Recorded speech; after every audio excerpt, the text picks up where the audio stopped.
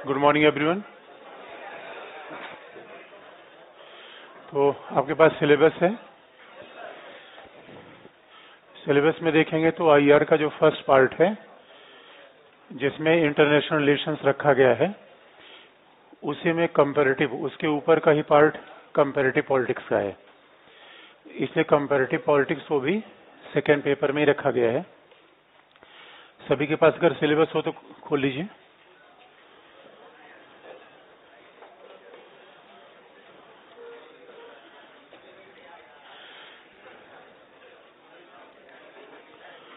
अगर आप सिलेबस को, कंपैरेटिव पॉलिटिक्स से सिलेबस को देखेंगे तो उसमें लिखा हुआ है कि यानी सेकेंड पेपर के कंपैरेटिव पॉलिटिक्स अध्ययन एक प्रकार का सेकेंड पेपर का ही अध्ययन है।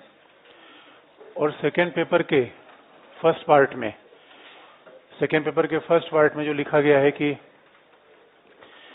तुलनात्मक राजनीति, प्रकृति और उपागम।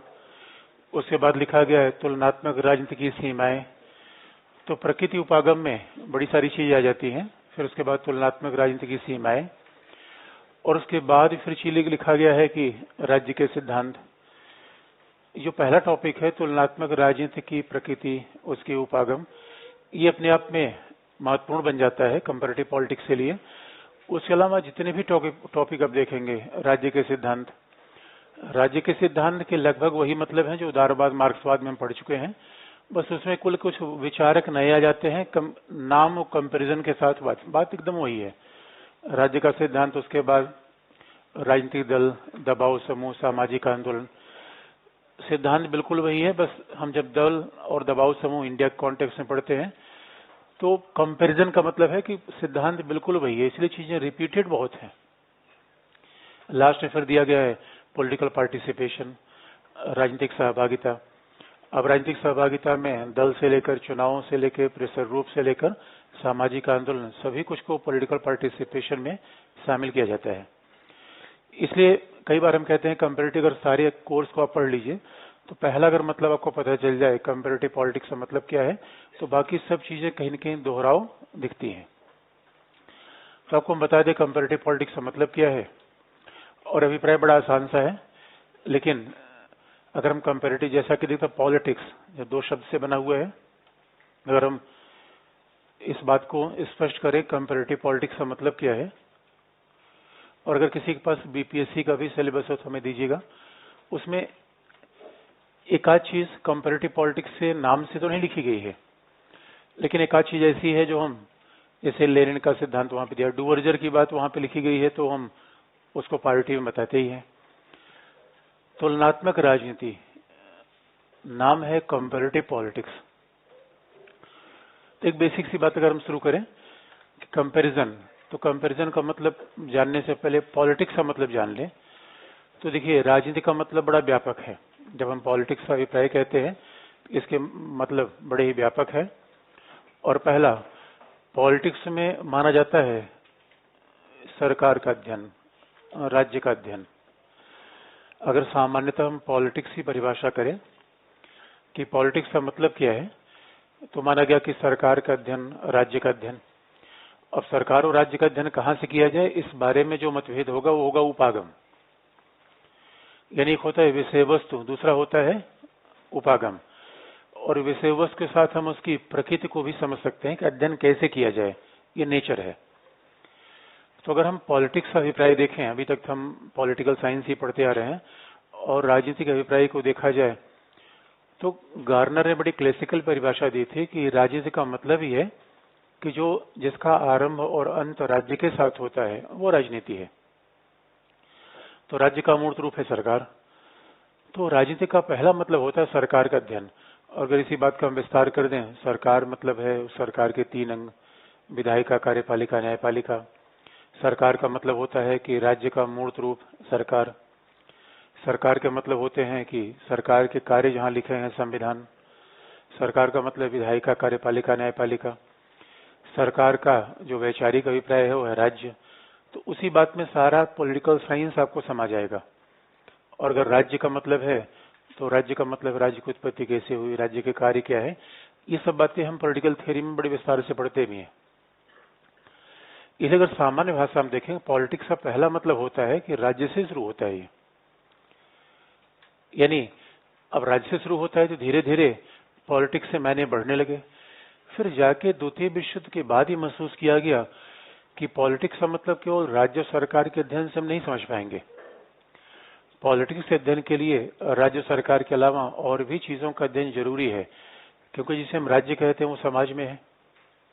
जिसका अभिप्राय हम राज्य कहते हैं वो तो समाज में स्थित है, और समाज में तमाम समूह है।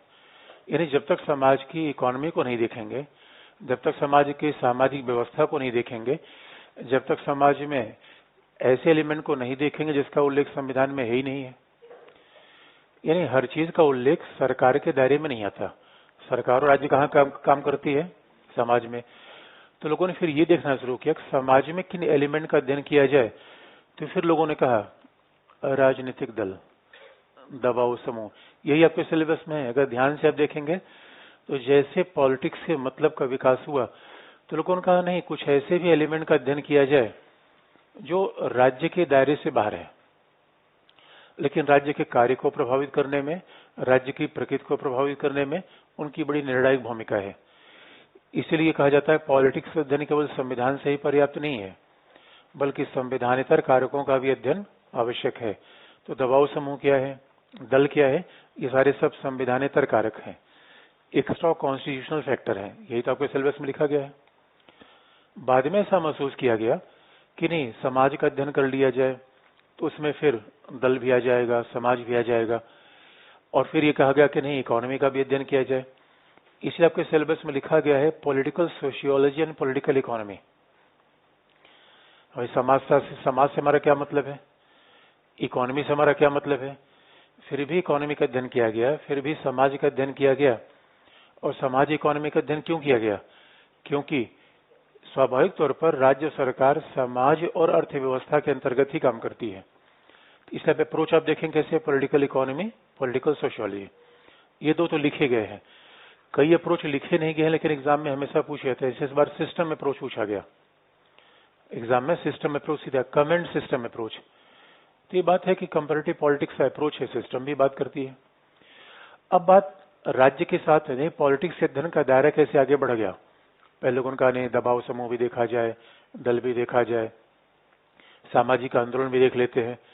फिर इसका विस्तार आगे बढ़ा। फिर आगे चल के ये माना गया कि नहीं, केवल दल नहीं, केवल दबाव समूह नहीं, केवल सरकार नहीं, हम पूरे सिस्टम को देखें, व्यवस्था को देखें।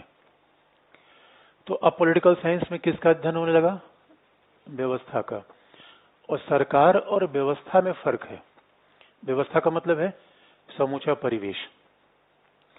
आपको हम याद दिला दें, व्यवस्था में दबाव समूह, दल, व्यवस्था, ये तो आई जाती है, और एक ही चीज का हम विस्तार करेंगे।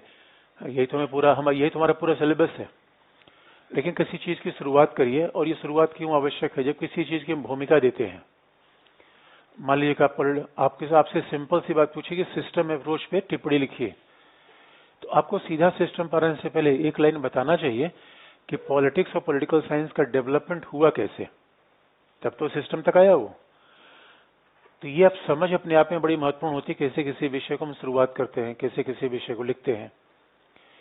तो फिर यहाँ व्यवस्था की बात आई, और जब हम सिस्टम की बात करते हैं, व्यवस्था की बात करते हैं, इसका मतलब है जैसे हम ही लोग एक व्यवस्था में रह रहे हैं, हम आप परिवेश में रह रहे हैं, और परिवेश से बड़े प्रभावित हैं। परिवेश से प्रभावित हुए कि नहीं हुए? परिवेश से प्रभावित हुए या परिवेश को प्रभावित किया? भाई दोनों कई बार चीजें चलती रहती है। तो परिवेश का मतलब है कि मोहल्ले में रहने वाले किसी व्यक्ति से प्रभावित हो गए। किसी व्यक्ति से। इसलिए आपको याद है, कंपैरेटिव पॉलिटिक्स में कोई विषय बड़ा सरल होता है, इतना गंभीर होने की आवश्यकता नहीं है। यही तो परिवेश है। आप कई बार किससे प्रभावित होते रहते हैं। जो नहीं बुलाता उसके पीछे भागते रहते हैं, और जो क्लास में बुला रहा है वहां आते नहीं।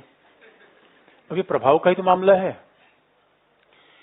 इसलिए व्यवस्था का मतलब है उसमें समाज भी आएगा, उसमें इकोनॉमी भी आएगा। व्यवस्था का सीधा सा मतलब है कि हम राज्य सरकार, दबाव, दल समूह, एक एक एलिमेंट का अध्ययन करें या समग्र अध्ययन कर लें। समग्र अध्ययन कर लिया जाए। होलिस्टिक अध्ययन किया जाए। तो व्यवस्था का मूल बल क्या है? समग्र अध्ययन पर। व्यवस्था का मूल बल क्या है? किस परिवेश में, किस वातावरण में, किस समाज में हम काम कर रहे हैं उसको देखा जाए, होलिस्टिकली देखा जाए, समग्रता के साथ देखा जाए। और अगर समाज में विद्यमान अनेक एलिमेंट हैं तो हर एलिमेंट के अंतर संबंध को भी देखा जाए, उनमें इंटर रिलेशन क्या है, समाज का इकोनॉमी से, इकोनॉमी का पॉलिटिक्स से, इनके बीच अंतर संबंध क्या है, हम इसे भी देखें। इसलिए बात कही जाती है कि पॉलिटिक्स से मायने लगातार बदलते चले गए और लास्ट में तो पॉलिटिक्स का विकास हुआ ही। और कई बार तो आप देखेंगे कि कई बार कंपैरेटिव पॉलिटिक्स की बातें रिपीटेड क्यों प्रतीत होती है, इसका एक बड़ा अच्छा एग्जाम्पल है।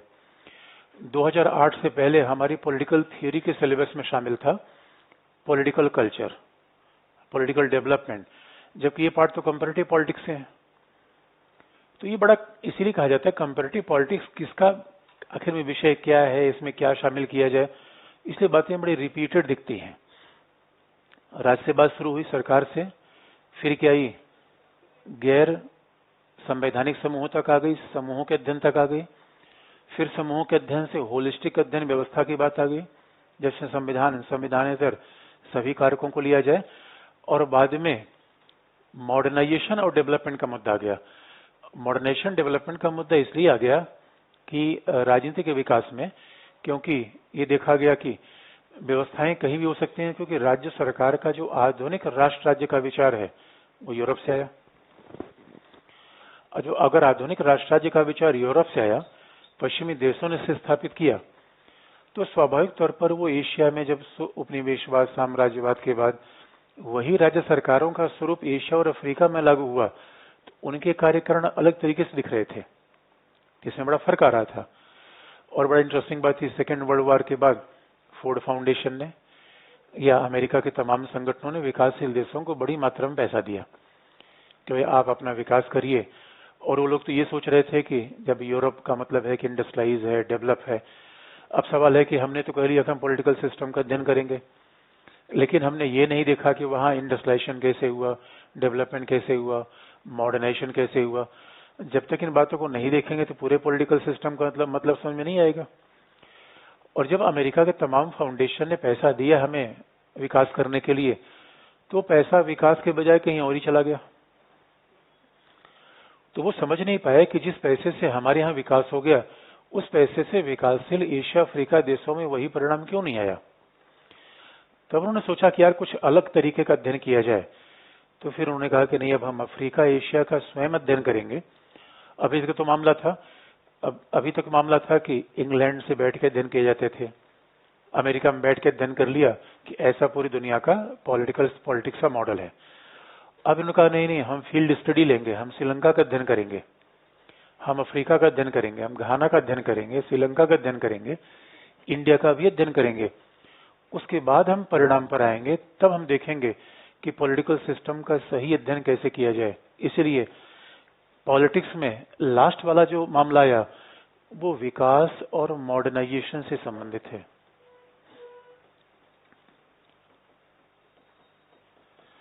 विकास और उसका संबंध हो जाता है मॉडर्नाइजेशन से।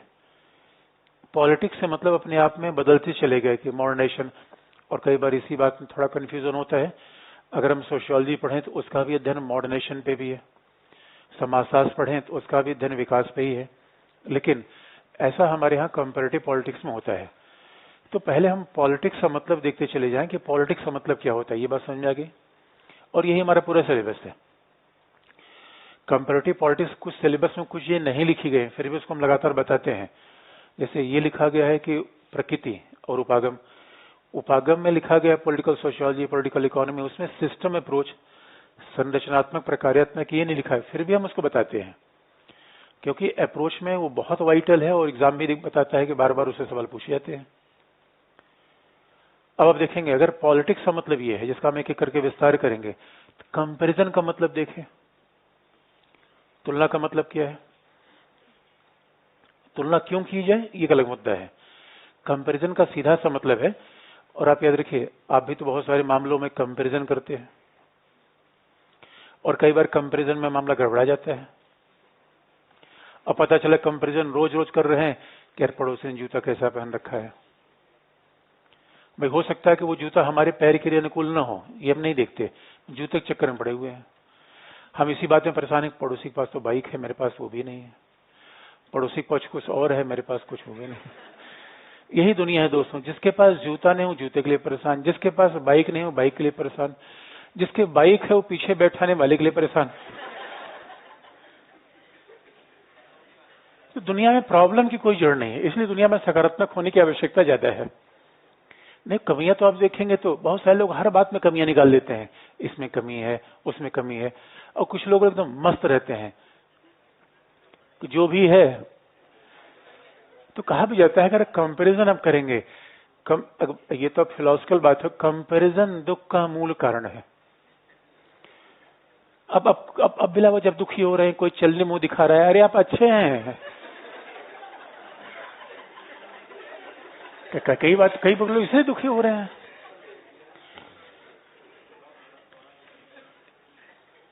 जीवन में सबसे, मैं इस बात पे आगे नहीं बढ़ूंगा, इसलिए देखिए तुलना तो हम स्वाभाविक रूप में करते ही रहते हैं। अब यही तुलना किसके बीच हो जाएगी? सरकारों के बीच। यही तो कंपैरिजन है। अब कंपैरिजन किया कैसे जाए? तो आपको हम याद दिलाते हैं, कंपैरिजन हो सकता है हॉरिजॉन्टल वर्टिकल, भाई कंपैरिजन माइक्रो मैक्रो। किस किस्म का कंपैरिजन होगा? जरा हम इस बात को देखें कि कंपैरिजन कैसे हो सकता है। पहला तुलना कैसे होगा? पहला माइक्रो,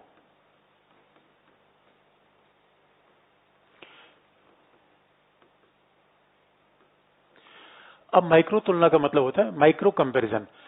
अब सीधी सी बात है, अगर हम ये समझना चाहते हैं कि अमेरिका की सीनेट, और आज तो जीएस पेपर 2 में कंपैरेटिव पॉलिटिक्स है, फ्रांस के राष्ट्रपति का निर्वाचन भारत के राष्ट्रपति के निर्वाचन से तुलना करिए, ये क्या है? कंपैरिजन है। माइक्रो है या मैक्रो है? माइक्रो। कंपैरिजन का मतलब है कि जब अभी कभी कंपैरिजन हुआ था, मेडिकल साइंस के लोगों ने कंपैरिजन किया था कि दिल्ली में रहने वाले लोगों के हार्ट ज्यादा पोल्यूटेड हैं बजाय कि शिमला में रहने वाले लोगों के। तो शरीर के एक अंग का कंपैरिजन किया, तो उसका क्या होगा? माइक्रो। माइक्रो का मतलब होता है छोटा। जैसे आप कई बार कहते हैं माइक्रो, इस साइंस में तो खूब प्रयोग होता है, माइक्रो, नैनो।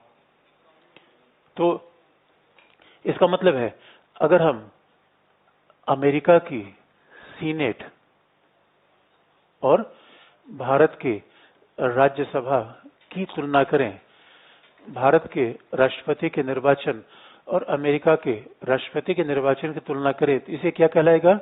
Micro comparison. सूक्ष्म तुलना कहलाएगी, माइक्रो कंपैरिजन कहलाएगा। अब स्वाभाविक तौर पर जब हम कंपैरिजन करेंगे तब उसके परिणाम स्वरूप, अब कंपैरिजन क्यों करते एक मुद्दा अलग है, लेकिन कंपैरिजन का पहला मतलब यह है माइक्रो। नहीं, आपने माइक्रो कंपैरिजन कैसे किया? मेरे चश्मे कलर उसके चश्मे कलर कैसा है? Micro comparison.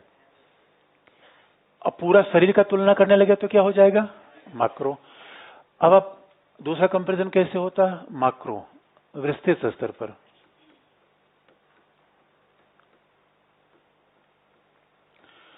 अब मैक्रो कंपैरिजन कैसा होगा? भारत की संसदीय शासन की प्रणाली और अमेरिका के अध्यक्षीय शासन प्रणाली में बेहतर शासन कौन है? और आपने देखा होगा कि जो जीएस के स्टूडेंट होंगे, जिनको जीएस हमने बताया था, हमने बार बार बताया था, हमने फ्रांस का नाम बार बार लिया था जीएस के पढ़ाने में, क्योंकि जब श्रीलंका में क्राइसिस आ रही थी उसमें फ्रांस का नाम अपने आप आ जाता है। श्रीलंका में क्राइसिस थी, यानी अभी आप देखेंगे, अब करंट अफेयर का इतना विषय है, बाकी करंट अफेयर कुछ भी नहीं होता अगर आप सिद्धांत आप जान रहे हैं। तो अभी पाकिस्तान में प्रॉब्लम थी, वहां शासन संसदीय था। इमरान खान ही कह रहे थे कि हमारे शासन में बड़ी प्रॉब्लम है और हमारा संसदीय शासन हमारे लिए ठीक नहीं हो पा रहा है। इमरान खान ये चाहते थे कि संसदीय शासन को अध्यक्षीय में बदल दिया जाए। हमारे यहाँ भी कुछ ऐसी कवायद कई बार की जाती है। श्रीलंका में उसका दूसरा एग्जाम्पल देखा गया। श्रीलंका में फ्रांस का मॉडल है, वो अध्यक्षात्मक के ज्यादा निकट है, जिसे हम क्वासी प्रेसिडेंशियल कहते हैं, अर्ध अध्यक्षात्मक कहते हैं। और वो उसमें प्रॉब्लम क्या है कि कंसंट्रेशन ऑफ पावर ज्यादा है, शक्ति का केंद्रीकरण ज्यादा है। दोनों के अपने दुष्परिणाम है, दोनों की अपनी समस्याएं हैं। इसलिए जब हम संसदीय शासन और अध्यक्षीय शासन। ये क्योंकि यहाँ हम पूरी व्यवस्था के बीच कंपैरिजन कर रहे हैं, शासन के किसी अंग के बजाय जब पूरी व्यवस्था के बीच हम कंपैरिजन करें तब क्या होगा? माक्रो, यानी विस्तृत तुलना। माइक्रो का मतलब है सूक्ष्म तुलना, माक्रो का मतलब है बृहद तुलना। तब होगा माक्रो तो अमेरिका भारत के संसदीय और अध्यक्षीय शासन की तुलना। ये तुलना का मतलब हो गया, पहला तुलना का मतलब हो गया। और तुलना कई बार हॉरिजेंटल और कई बार वर्टिकल भी हो सकती है। एक तो माइक्रो हो सकता है, और तुलना कैसी हो सकती है? क्षैतिज और ऊर्ध्वाधर। कंपैरिजन कैसा हो सकता है? हॉरिजेंटल भी हो सकता है। कंपैरिजन कैसा हो सकता है? वर्टिकल भी हो सकता है। क्षैतिज मतलब हॉरिजेंटल,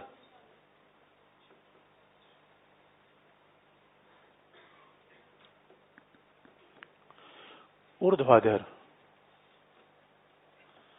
वर्टिकल।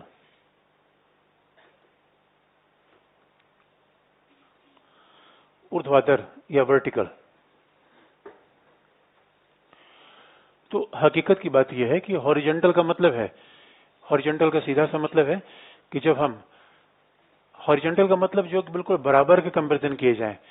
जब हम भारत की दो दलीय व्यवस्था को, या भारत में दो दलीय व्यवस्था कभी एग्जैक्टली रही नहीं, फिर भी अगर हम कहें कि, या ऐसा एग्जाम्पल ले लें कि ऑस्ट्रेलिया की दो दलीय व्यवस्था को अमेरिका की दो दलीय व्यवस्था से तुलना करें तो क्या होगा? हॉरिजेंटल। दो समानांतर चीजों का अध्ययन कर रहे हैं। जब ये हॉरिजेंटल का मतलब है कि आप हॉरिजेंटली बैठे हुए हैं, तो जो जो समानांतर व्यवस्था का अध्ययन हम करें कि अमेरिका की सीनेट का भारत के राज्यसभा से कंपैरिजन क्या है, ये होगा हॉरिजेंटल। वर्टिकल कब होगा? कि जब हम पूरे संसदीय शासन की तुलना में राज्यसभा की भूमिका देखें तब क्या होगा? वर्टिकल। यानी पूरे समग्र की तुलना में किसी एक छोटे एलिमेंट का अध्ययन करना शुरू करें तभी कंपैरिजन क्या कहलाएगा? वर्टिकल। तो कंपैरिजन हॉरिजेंटल भी हो सकता है, कंपैरिजन वर्टिकल भी हो सकता है, कंपैरिजन हिस्टोरिकल भी हो सकता है। कंपैरिजन कई मॉडल आए गए। पहले तो लोग, बहुत सारे लोग हिस्टोरिकल कंपैरिजन कर लेते थे। यानी कंपैरिजन वर्टिकल भी हो सकता है, हॉरिजेंटल भी हो सकता है। तो वर्टिकल का फिर मतलब बता दें कि हमने देखा कि दो दलीय प्रणाली का संसदीय शासन पर क्या प्रभाव पड़ता है। ये कंपैरिजन क्या है? वर्टिकल। कंपैरिजन है वर्टिकल। चुनाव व्यवहार का, यानी first past the post system रहेगा तो पार्टी सिस्टम कैसी रहेगी, कहीं न कहीं ये चुनाव है वर्टिकल। तो और दूसरी बात है कि हम कई बार कंपैरिजन हिस्टोरिकल भी करते हैं। हिस्टोरिकल का मतलब है कि अतीत में शासन कैसा रहा, कौन से फैक्टर थे, वर्तमान में शासन बदल रहा है तो कौन से फैक्टर उसमें आ गए। इसलिए कई बार हम हिस्टोरिकल भी कंपैरिजन करते हैं कि इंग्लैंड का जैसे लोकतंत्र आगे बढ़ा तो उसमें कौन कौन से ऐसे हिस्टोरिकल फेज आए जिन्होंने इंग्लैंड के लोकतंत्र को प्रभावी आधार दिया।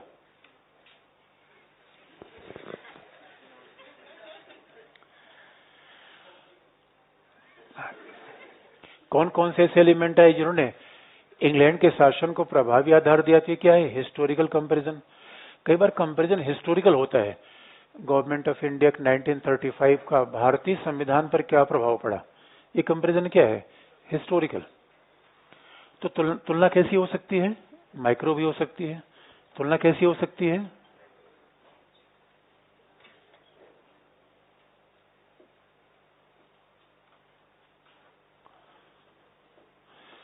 तुलना ऐतिहासिक भी हो सकती है।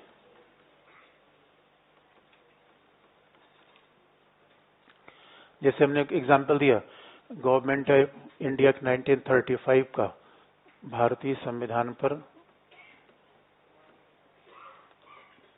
भारतीय संविधान की तुलना गवर्नमेंट ऑफ इंडिया 1935 से किया जाए, ये कंपैरिजन होगा हिस्टोरिकल, ऐतिहासिक।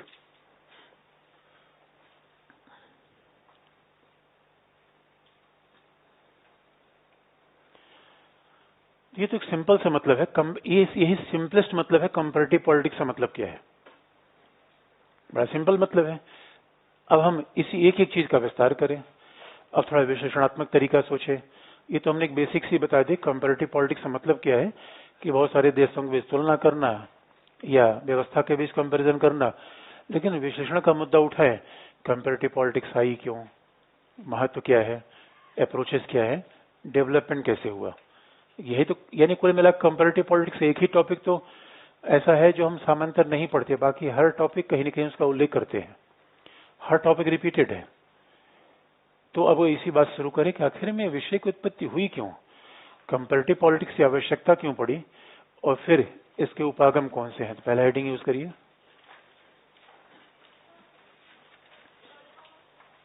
थर्ड वाला, ऐतिहासिक तुलना,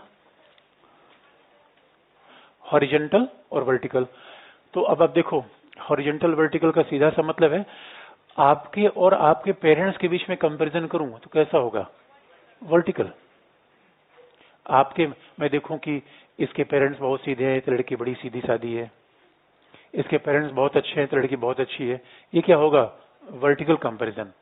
और मैं तुम्हारे दोस्त से तुम्हारे कंपैरिजन करूं तो क्या होगा, हॉरिजॉन्टल। ये मतलब क्या, ऐतिहासिक तो लिखा है, भारतीय शासन अधिनियम 1935 को भारतीय संविधान से तुलना की जाती है, क्या होगा, हिस्टोरिकल, ऐतिहासिक। अब लिख लीजिए, तुलनात्मक राजनीति की आवश्यकता, पहला हेडिंग है तुलनात्मक राजनीति की आवश्यकता।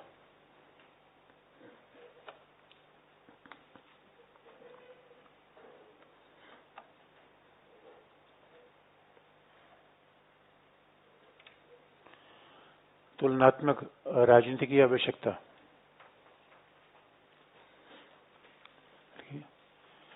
राजनीति विज्ञान,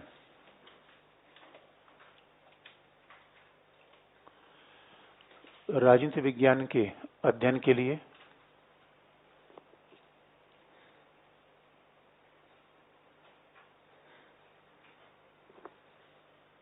अच्छा, फिर किसी ने पूछा ऊर्ध्वाधर क्या है, तो बात समझ में आ गया, किसने पूछा ऊर्ध्वाधर क्या है, ये बात वर्टिकल, ऊर्ध्वाधर किसने पूछा है। अरे शर्माने की बात थोड़ी है, आप याद रखिए, न जानना बिल्कुल शर्माने की बात नहीं है। कई बार न पूछना ज्यादा प्रॉब्लमेटिक होता है, हमें लगता है कि हमें आता है, और कल तो इसलिए भी कभी नहीं पूछते कि लोग क्या सोचेंगे, सर सोचेंगे ये भी नहीं आता, मैं बहुत खुश होऊंगा। अरे भाई अभी अभी अभी ज्ञान दूर हो जाए तो अच्छा है, क्लास में आ पाए हैं तो इससे अच्छा स्वाभाविक जो जिज्ञासा हो बिल्कुल पूछना चाहिए, वो उसका जवाब देना भी हमारा काम है। ये कभी शर्माइए मत कि हमने ऐसा सवाल पूछा, किसने पूछा, आपने पूछा। तो सीधी सी बात है, आपका और फैन के बीच का संबंध क्या है, ऊर्ध्वाधर है। फैन और आपके बीच का संबंध क्या है, ऊर्ध्वाधर। इसका मतलब जो भी आपके ऊपर हो वो क्या होगा, ऊर्ध्व। ऊर्ध्व का मतलब ऊपर, आसमान क्या है, ऊर्ध्व। और हमें जाना कहां है, ऊर्ध्व में या रसातल में। मानवीय जीवन की यही कहानी है, ऊर्ध्वमुखी होइए, नीचे की तरफ जितनी प्रवृत्ति है सब बेकार है। यहां से जो नीचे वाली प्रवृत्ति है सब खराब है, वो बंधनकारी है। अगर बहुत महान काम करना है, ऊपर अब जाइए, यहां से भी ऊपर, यहां से, ये भी खतरनाक है, देखता है इधर उधर रहता है। ऊर्ध्व जीवन की फिलॉसफी, देखो दोस्तों, जीवन की फिलॉसफी यही है, इस बात को कभी आप याद करेंगे, हकीकत यही है। और आप याद रखिए, जब जब समुद्र की खारा पानी ऊर्ध्व में उठता है तो मीठा पानी बन जाता है। यही पूरे जीवन की उपासना और तपस्या है, यही तो पूरे जीवन का सारांश है। लिख लीजिए, देखिए इस बात बहुत समझ आ गई। अब लिखिए, क्या लिखा आपने, क्या लिखा, हाँ, राजनीति विज्ञान के अध्ययन के लिए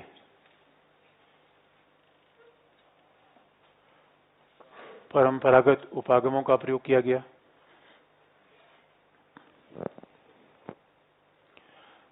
और राजनीति विज्ञान के अध्ययन के लिए परंपरागत उपागमों का प्रयोग किया गया।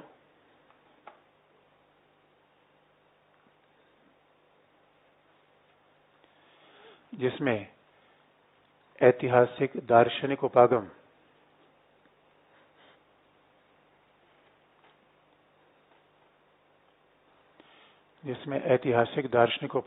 महत्वपूर्ण है।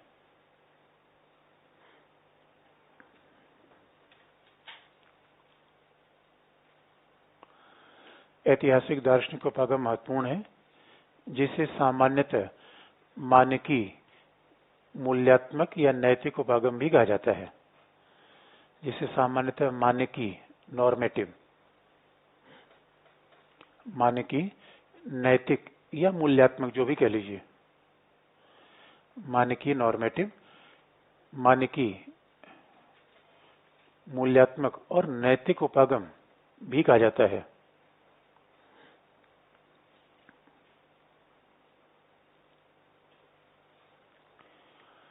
मूल्यात्मक, मानकी और नैतिक उपागम भी कहा जाता है।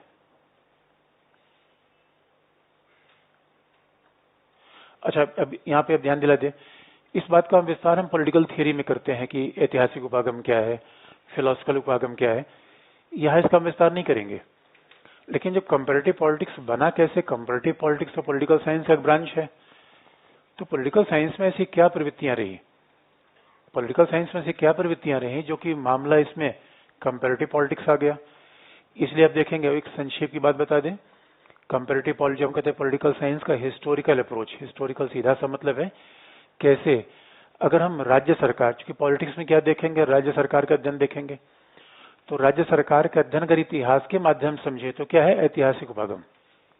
बड़ा सिंपल सा मामला है। ऐतिहासिक उपागम का सिंपल सा मतलब है, कई बार आप देखेंगे जैसे भारतीय संविधान की व्याख्या अगर हम संविधान सभा के विमर्श के संदर्भ में करें, ये हिस्टोरिकल अप्रोच है। भारतीय संविधान की व्याख्या राष्ट्रीय आंदोलन के आदर्शों की तुलना में करें, ये हिस्टोरिकल अप्रोच है। और हम चाहे अनचाहे बड़े सारे अप्रोच को फॉलो करते रहते हैं, हिस्टोरिकल अप्रोच है। फिलोसॉफिकल अप्रोच क्या है कि जब हम कहें कि भारतीय संविधान का दर्शन क्या है, नेहरू के विचार से भारतीय संविधान की तुलना करें, गांधी के विचार से भारतीय संविधान की तुलना करें, ये क्या है, फिलोसॉफिकल अप्रोच है। आपकी भी एक हिस्ट्री है, कई बार बड़ी सिंपल सी, हर बात को बड़े सिंपल तरीके से समझना चाहिए। मैं बार बार कहता हूं, शब्दों पर समझ, यही तो सब अपने आप में विषय की समझ है।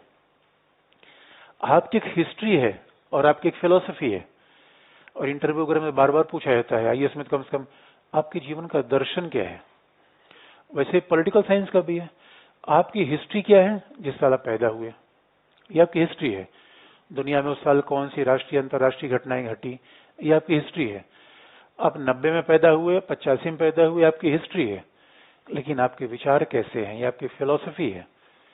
हो सकता है कि दो ही हिस्टोरिकल कंडीशन में एक लोग पैदा हुए हों, विचार बिल्कुल अलग किस्म के आ गए हों। हो सकता है कि मुलायम सिंह यादव के बड़े सारे सहपाठी पहलवानी के अखाड़े से आगे बढ़ नहीं पाए और उन्होंने सबसे बड़ा दंगल जीत लिया। तो अब ये हिस्ट्री हमारे जीवन पर ज्यादा प्रभावित करती है या फिलोसफी ज्यादा प्रभावित करती है, ये विचार मतांतर है। लेकिन जब हिस्टोरिकल फिलोसॉफिकल अप्रोच का मतलब यही है, तो जब राज्य की उत्पत्ति देखा जाए हिस्टोरिकल, जब राज्य का उद्देश्य देखा जाए फिलोसॉफिकल, राज्य का उद्देश्य देखा जाए तो क्या होगा, फिलोसॉफिकल। और फिलोसॉफिकल क्या है, नजरिए की बात ही तो है, नजरिए की बात है। और लोगों के जीवन दर्शन अलग अलग होते हैं। इसलिए जब हम ये कहें कि न्याय का सिद्धांत कब उत्पन्न हुआ, हिस्टोरिकल, कब उत्पन्न हुआ, किसने दिया। जब मैं कहूं कि न्याय के सिद्धांत की आवश्यकता क्या है, ये क्या होगा, फिलोसॉफिकल। इसका इतना मतलब यहाँ पे है। बाकी हम पॉलिटिकल थ्योरी में इसका विस्तार पढ़ते हैं, क्योंकि जिन शब्दों का प्रयोग करें वो हमें क्लैरिफाई बिल्कुल होना चाहिए अपने शब्दों में। मैं बार बार कहता हूं कि आज के एग्जाम के पैटर्न में रटी हुई बातें किसी काम की नहीं आती। अगर आप नहीं समझाओ, समराइज करके आप चीजों को नहीं लिख पाएंगे, हौच पौच करेंगे और गड़बड़ियां फिर उसमें आएंगी। आगे लिख लीजिए, क्या लिखा आपने। हाँ, मूल्यात्मक या नैतिक उपागम कहा जाता है, परंतु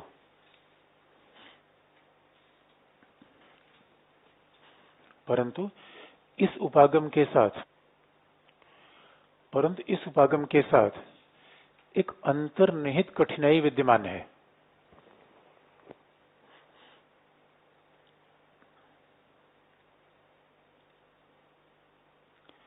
इस उपागम के साथ एक अंतर्निहित कठिनाई विद्यमान है, क्योंकि इसके माध्यम से इस उपागम के साथ एक अंतर्निहित कठिनाई विद्यमान है, क्योंकि इसके माध्यम से समाज की समकालीन समस्याओं का समाधान नहीं हो पाता।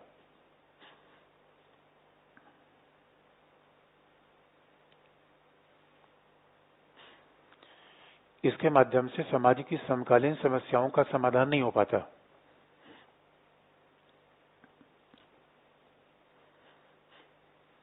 अब आप देखिए समस्या कहां पर आती है। इसका मतलब क्या था जो हमने लिखवाया कि ठीक है हिस्टोरिकल अप्रोच, ठीक है मैं पॉलिटिकल साइंस का स्टूडेंट हूं, मेरा बड़ा ध्यान किस बात पे लगा हुआ, भारतीय संविधान और राष्ट्रीय आंदोलन के बीच मैं रिसर्च कर रहा हूं। कई स्टूडेंट मुझसे मिलते हैं रिसर्च वाले, तो प्रपोजल लेके कभी, तो कई स्टूडेंट मिले, हमने कहा कि रिसर्च का टॉपिक क्या है, उन्होंने कहा गांधी। तो अब सवाल है फिलोसफिकल अप्रोच से ठीक है, गांधी का दर्शन क्या है, स्वराज्य क्या है, सब ठीक चीज है। सवाल यह है कि पॉलिटिकल साइंटिस्ट होने के नाते मुझे ये जवाब चाहिए कि नागा समस्या को शांतिपूर्ण तरीके से हल कैसे किया जाए, इसका उपाय बताइए। पॉलिटिकल साइंटिस्ट होने के नाते इसका उपाय बता दीजिए कि भारत चीन समस्या के समाधान का कोई आपके पास फार्मूला है। मैं फिलोसफी हिस्ट्री की बात किए जा रहा हूं। मेरे रिसर्च का टॉपिक क्या है, गवर्नमेंट ऑफ इंडिया 1935 का भारतीय संविधान के साथ क्या संबंध है। अतीत की खुदाई करने क्या मतलब है ये सब। और यही पॉलिटिकल साइंस काम है, तो हिस्ट्री वालों के लिए हम क्या छोड़ेंगे। हिस्ट्री वाले पहले से उसमें इन्वॉल्व है। इसलिए हमें वर्तमान समस्याओं का समाधान चाहिए। मुझे नेहरू का विचार नहीं चाहिए, मुझे चाहिए कि भाई राजनीति के अपराधीकरण का समाधान लेकर आइए। वर्तमान समस्या तो है, नेहरू के समय समस्या थी ही नहीं। हमें तो समस्या है, हमें संविधान, आप कह रहे हो कि मेरा फिलोसफिकल अप्रोच है, यही परंपरागत अप्रोच की खामियां आई। तो पॉलिटिकल साइंस का अध्ययन होना शुरू हुआ, हिस्टोरिकल अप्रोच लाया गया, फिलोसफिकल अप्रोच लाया गया। भाई हमें तो चाहिए कि ये बताइए दल बदल की समस्या से डेमोक्रेसी को निजात कैसे दिलाई जा सके, हमें इसका कोई समाधान बताइए। ये इनके पास ही नहीं है। इसलिए इसे हमने पहले भी पॉलिटिकल थियरी में इस बात को हम डिस्कस करते हैं। अब आपको हम बता दें, कोई विषय हम पढ़ते हैं एग्जाम पास करवाने के लिए नहीं है। अब एग्जाम पास करिए तो एक बहाना है। इसलिए आप देखेंगे कोई भी बड़ा देश, विकसित देश रिसर्च पर बहुत पैसा खर्च करता है, मेडिकल साइंस में, फिजिक्स में। तो पॉलिटिकल साइंस विश्वविद्यालय में क्यों पढ़ाया जा रहा है, क्योंकि हम समाज के डॉक्टर हैं। जैसे मेडिकल साइंस वाला आदमी शरीर का डॉक्टर है, शरीर का डॉक्टर होना ज्यादा महत्वपूर्ण है समाज का डॉक्टर। भाई शरीर समाज में तो रहेगा। इसलिए कई बार हम मानविकी विषयों का अवमूल्यन करते हैं, ऐसा होना नहीं चाहिए। लेकिन सवाल ये है कि जब हम ही खुद ऐसा उसका अवमूल्यन करेंगे। अच्छा, मेडिकल साइंस वाले क्या देखे, उनके पास हर समकालीन समस्या का समाधान है। कोविड-19 आया, वैक्सीन लेकर आ गए। इसलिए आप देखेंगे इंजीनियर का महत्व क्यों ज्यादा है, पॉल्यूशन बढ़ना शुरू हुआ, ई व्हीकल लेकर आ गए। उनके पास हर वैज्ञानिक तकनीकी समस्या का इंस्टेंट समाधान है। इसलिए इन विषयों का भौतिक वैल्यू ज्यादा है। और पता चला हम क्या कर रहे हैं, गड़ा हुआ मुर्दा उखाड़ रहे हैं कि औरंगजेब कैसे, औरंगजेब की नहीं, अरे औरंगजेब कैसी तैसी गया औरंगजेब, बेकार की बात है। औरंगजेब के पीछे पड़े हैं। हम मंदिर मस्जिद उगाड़ रहे हैं। अरे वर्तमान समाज की समस्या बताओ, कैसे बेरोजगारी दूर किया जाए, कैसे समस्या नक्सलवाद कैसे हल किया जाए, कैसे माओवाद हल किया जाए। पॉलिटिकल साइंटिस्ट होने के नाते जवाब तो हमें इसका देना चाहिए। और अगर हमारे पास इसका जवाब नहीं है तो विषय क्यों पढ़ाएं हम। बस सरकार इतना पैसा विश्वविद्यालय पे खत्म कर रही है और हम पीएचडी किए जा रहे हैं खाली जीआरएफ लेने के लिए। कई बच्चों से इंटरव्यू पूछा था, क्यों पीएचडी कर रहे हो, क्या जीआरएफ लेने के लिए। कहो माई और सरकार कितना पैसा बर्बाद किया, अनुसंधान कुछ नहीं किया, अनु के पीछे पड़ गया, संधान कुछ नहीं किया। मतलब ये कोई बात हुई यार। लिखने का मुद्दा है, क्या लिखा। हाँ, ये अगला पॉइंट, इसकी प्रक्रिया के परिणाम स्वरूप, इसकी प्रतिक्रिया के परिणाम स्वरूप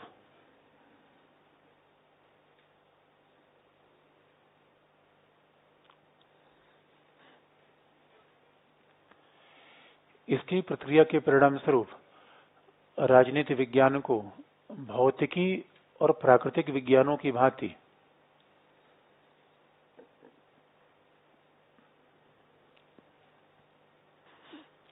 इसकी प्रक्रिया के परिणाम स्वरूप राजनीति विज्ञान को भौतिकी और प्राकृतिक विज्ञानों की भांति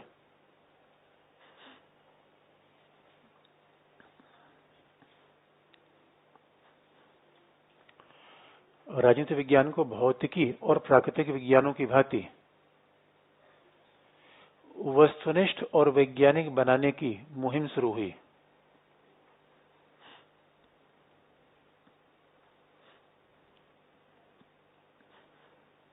वस्तुनिष्ठ और वैज्ञानिक बनाने की मुहिम शुरू हुई।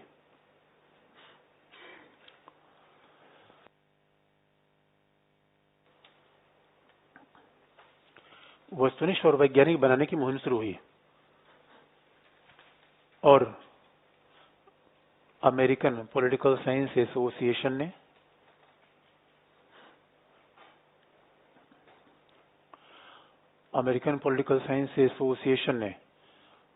मतदान व्यवहार, American political science association bracket में शिकागो स्कूल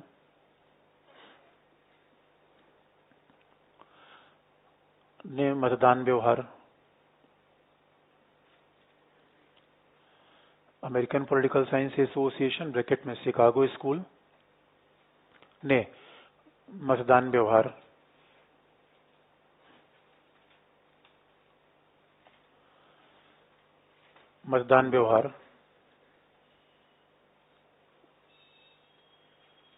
जनमत ओपिनियन पोल,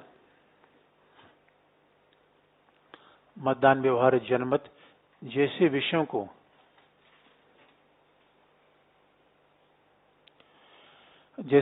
को अध्ययन की मूल विषय वस्तु बनाया।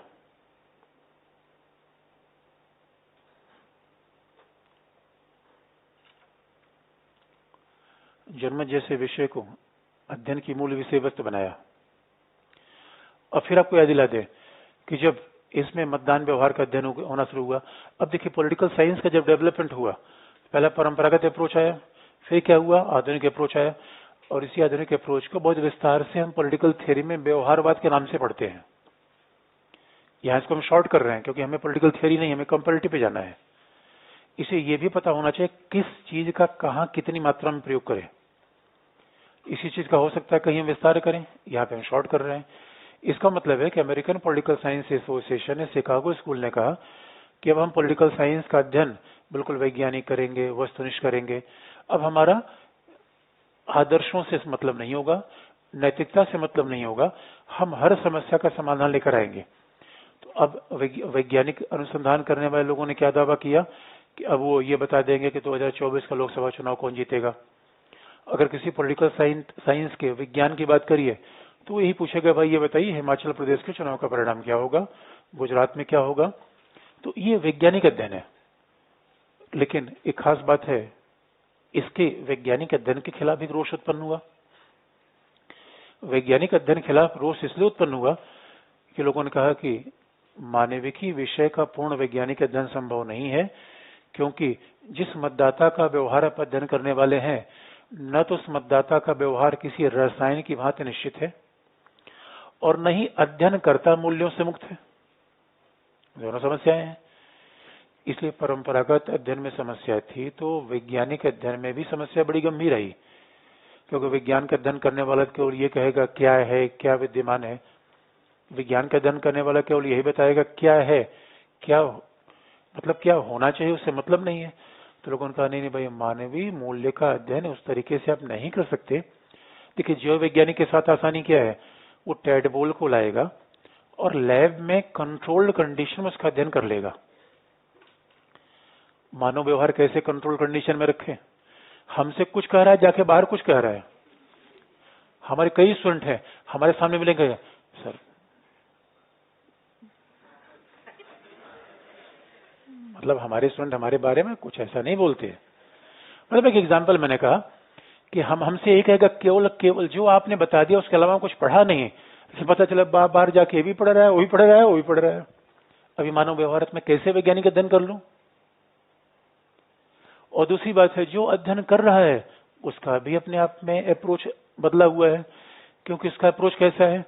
अब हमें लगता है कि हमें किसी विशेष पार्टी को जितवाना है, तो मैंने पूछा ये बताओ किसको वोट दिया? इस पार्टी का। मैं बेकार की बात करता है, इसको वोट क्यों दिया? हमने टिक कर लिया किसी और को। इसलिए ओपिनियन पोल, एग्जिट पोल गलत आते हैं। इसलिए न तो परंपरागत अध्ययन की सच्चाई आ पाई और न ही आधुनिक अध्ययन की। इसलिए हमें विकल्पों की आवश्यकता पड़ी। विकल्पों की आवश्यकता कैसे पड़ी? इसी कॉन्टेक्स्ट में कंपैरेटिव पॉलिटिक्स का विकास हुआ। कैसे हुआ? तो अब देखिए, दोनों अध्ययन खत्म हो गए और इसी 2 लाइन का, जो हमने यहाँ 2-4 लाइन लिखवा है, उसी को पॉलिटिकल थियोरी में हम 4 पेज में बताते हैं। लेकिन वहां इसकी आवश्यकता नहीं है।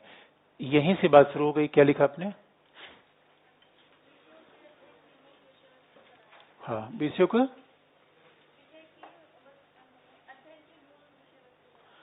हाँ, तो लिखिए, परंतु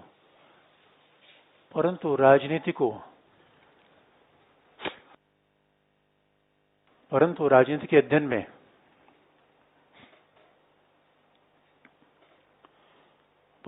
के अध्ययन में वैज्ञानिक पद्धतियों के प्रयोग की गंभीर समस्याएं हैं।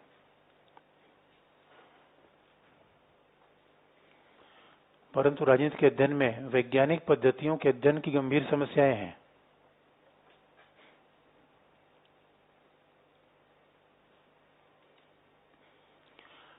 और राजनीति के अध्ययन में वैज्ञानिक पद्धतियों के अध्ययन गंभीर समस्याएं हैं, क्योंकि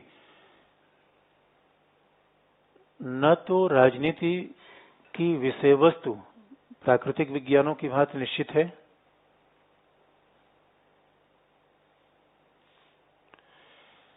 न तो राजनीति की विषय वस्तु प्राकृतिक विज्ञानों की भांति निश्चित है,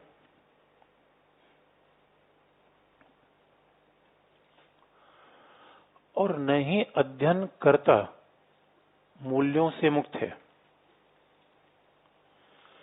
न ही अध्ययनकर्ता मूल्यों से मुक्त है।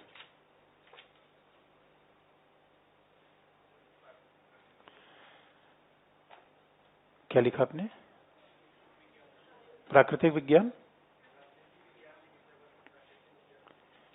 प्राकृतिक विज्ञानों की भांति निश्चित नहीं है। राजनीतिक विज्ञान की विषय वस्तु प्राकृतिक विज्ञानों की भांति निश्चित नहीं है, और न ही अनुसंधानकर्ता मूल्यों से मुक्त है।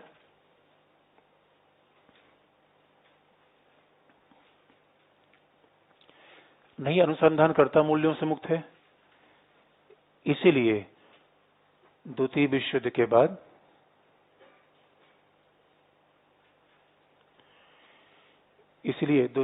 के बाद तुलनात्मक राजनीति की आवश्यकता पड़ी। इसलिए द्वितीय विश्व युद्ध के बाद तुलनात्मक राजनीति की आवश्यकता पड़ी।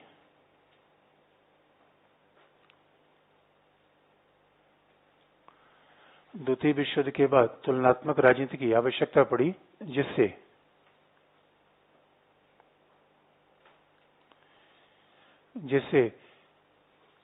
सरकारों के बीच तुलना के माध्यम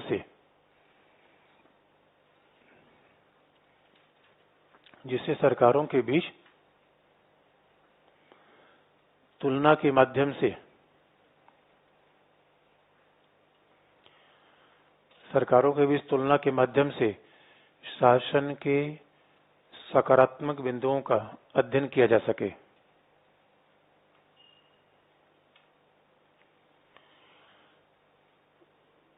सरकारों की तुलना के द्वारा शासन के सकारात्मक बिंदुओं का अध्ययन किया जा सके।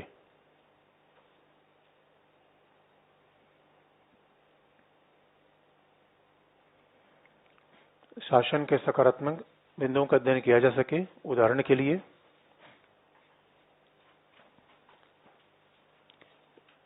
लिए भारतीय संसदीय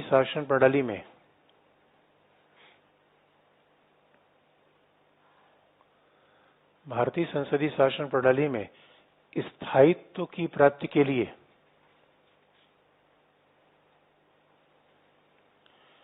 भारतीय संसदीय शासन प्रणाली में स्थायित्व की प्राप्ति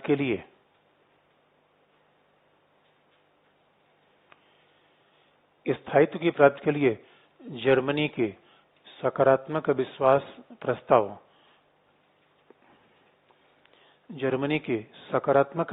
प्रस्तावों के प्रयोग की अनुशंसा की गई है। जर्मनी के सकारात्मक अविश्वास प्रस्तावों के प्रयोग की अनुशंसा की गई है।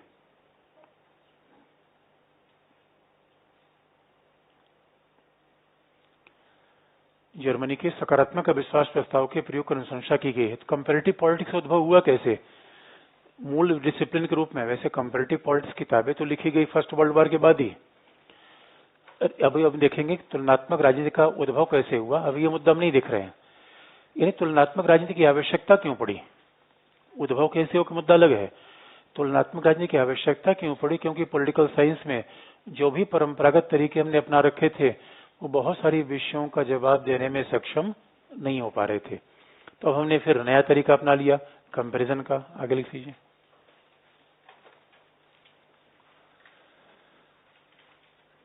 तुलनात्मक राजनीति के माध्यम से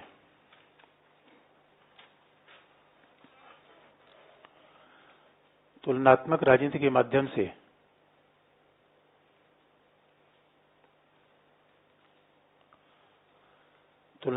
के माध्यम से विभिन्न प्रकार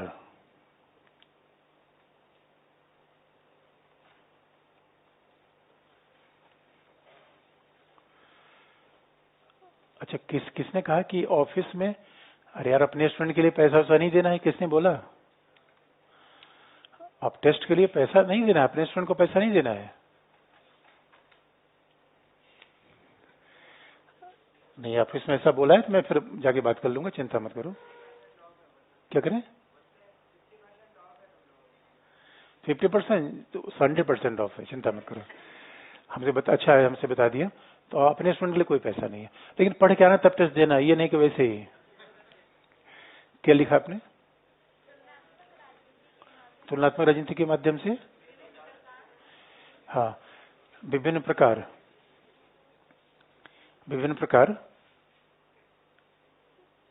की व्यवस्थाओं में अच्छे विकल्पों की तलाश की गई। तुलनात्मक राजनीति के माध्यम से विभिन्न प्रकार की व्यवस्थाओं में अच्छे विकल्पों की तलाश की गई।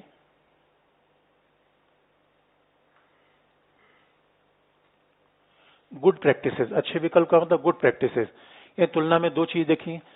तुलना दो चीज की जाती है, या तो हम अपनी खामी दूर करें या कहीं से अच्छी चीज लें। इसे कंपैरेटिव पॉलिटिक्स का मतलब पूरा नया ही एरिया आ गया कि अब आप तुलना करिए, कहां से अच्छे प्रैक्टिस आएंगे उसको ले लीजिए, कहां से अपनी बुराई को रिमूव कर सकते हो उसको ले लीजिए, और इसी के आधार पर एक वैज्ञानिक निष्कर्ष निकाला जा सकता है।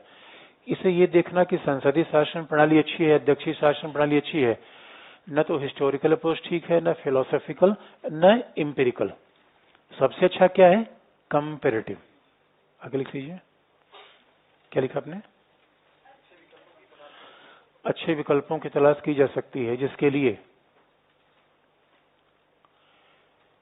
लिए माइक्रो और माक्रो दोनों प्रकार की तुलनाएं की गई। अच्छे विकल्पों की तलाश की जा सकती है, जिसके लिए माइक्रो और माक्रो दोनों प्रकार की तुलना की गई।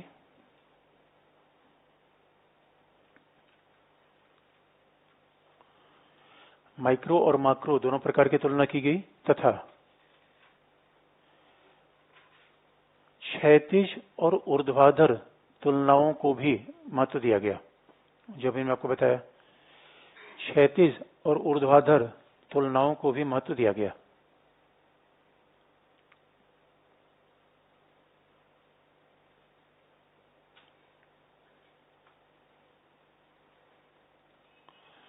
क्षैतिज और ऊर्ध्वाधर तुलनाओं को महत्व दिया गया, फुल स्टॉप।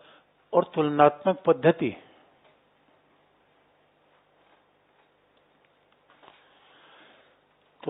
पद्धति परंपरागत और अनुभविक दोनों पद्धतियों से बेहतर मानी गई। तुलनात्मक पद्धति परंपरागत और आरंभिक दोनों पद्धतियों से बेहतर मानी गई।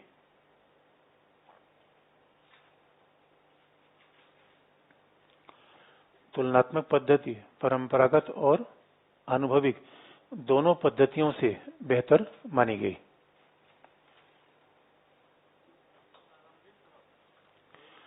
तुलनात्मक पद्धति आरंभिक और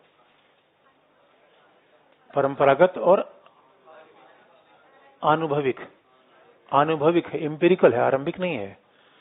अनुभविक वैज्ञानिक कह लीजिए, अनुभविक कह लीजिए, एम्पिरिकल कह लीजिए, वस्तुनिष्ठ कह लीजिए, एक ही बात है। एम्पिरिकल का मतलब जो दिखे। परंपरागत और अनुभविक दोनों पद्धतियों से बेहतर मानी गई। और द्वितीय विश्व युद्ध के बाद एशियाई अफ्रीकी राज्य उपनिवेशवाद से मुक्त हुए। द्वितीय विश्व युद्ध के बाद एशियाई अफ्रीकी राज्य उपनिवेशवाद से मुक्त हुए।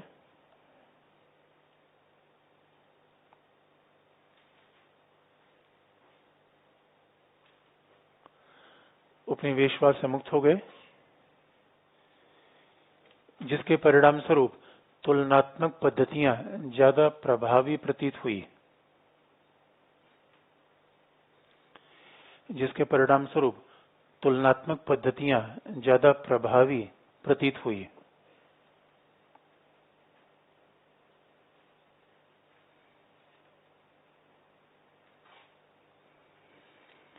जिसके परिणाम स्वरूप तुलनात्मक पद्धतियां ज्यादा प्रभावी प्रतीत हुई।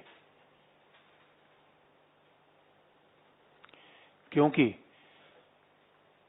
जो संसदीय व्यवस्था इंग्लैंड में अपनाई गई,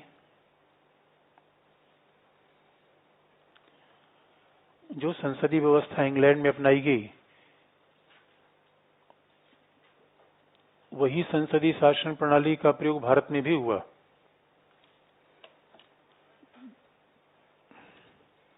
जो संसदीय शासन प्रणाली इंग्लैंड में अपनाई गई, उसी संसदीय शासन प्रणाली का प्रयोग भारत में भी हुआ। परंतु व्यवहारिक रूप में उसका कार्यकरण एक समान नहीं था।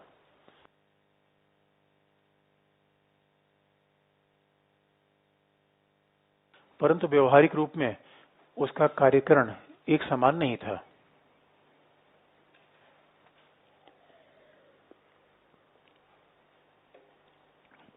जिसके लिए तुलना की अधिक आवश्यकता महसूस हुई।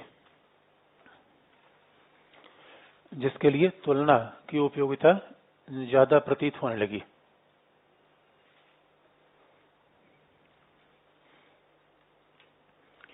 जिसके लिए तुलना की उपयोगिता ज्यादा प्रतीत होने लगी। यह स्पष्ट है। यह है कंपैरेटिव क्या है? एक मेथड है।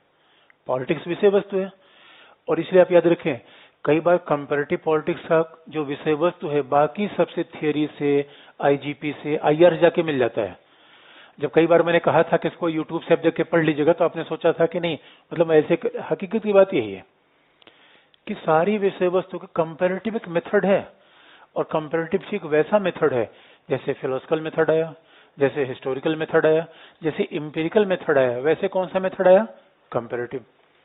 तो लोगों ने कहा यदि हम कंपैरेटिव मेथड की सीमाओं की बात करेंगे, ऐसा नहीं कंपैरेटिव मेथड में प्रॉब्लम नहीं है, बड़ी प्रॉब्लम है। कंपैरेटिव मेथड की बड़ी समस्याएं हैं, और इस बार तो आप देखेंगे। और कंपैरेटिव पॉलिटिक्स का ये पूरा पार्ट एग्जाम के लिए मोस्ट, देखिए सबसे बेनिफिशियल क्या होता है? सबसे कम पढ़ के सबसे ज्यादा उत्तर हो जाए, सबसे बेस्ट प्रिपरेशन है। कंपैरेटिव पॉलिटिक्स का टॉपिक इस मामले में है, थोड़ा सा पढ़िए और एग्जाम में ज्यादा मिल जाए। 2-3 सवाल तो पक्के होते हैं।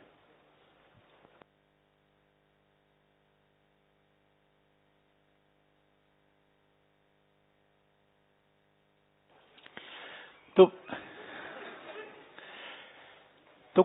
इसलिए कहा जाता है कि कई बार हम मेथड अलग अलग यूज करते हैं, उसकी खामियां भी है। और देखिए यही उपयोगितावाद, हमारे यहाँ बेंथम एक फिलोसफर थे, वो कहा करते उपयोगी पढ़िए, अगर परिणाम मिल जाए तो उपयोगी। मिठाई खाए और तीती निकल जाए, अनुपयोगी। चलने लेकर खड़े हुए कोई 2-4 चाटा दे दिया, अनुपयोगी। अब यही बात है, उपयोगी अनुपयोगी, जिससे फायदा मिले उपयोगी। भाई मास्क लगा रखा है लोगों ने, उपयोगी है तभी तो, कुछ बचा रहा है, उपयोगी है। अच्छा, अब ये आवश्यकता क्यों पड़ी? अगला हेडिंग, तुलनात्मक राजनीति का विकास कैसे हुआ, अगला हेडिंग है।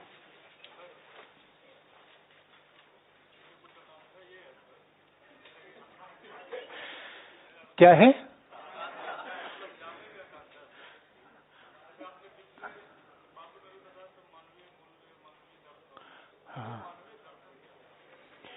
मानवीय, अब दर्शन, अब दर्शन क्या है? एक न्यायाधीश कह रहा है हिजाब ठीक है, एक न्यायाधीश कह रहा है हिजाब ठीक नहीं है, यही दर्शन है। किसका सुबह सुबह दर्शन करते हो? भगवान का। तो आपकी फिलॉसफी है, आप सुबह से भगवान का दर्शन करते हो, कई कई लोग और किसी का दर्शन करते हैं।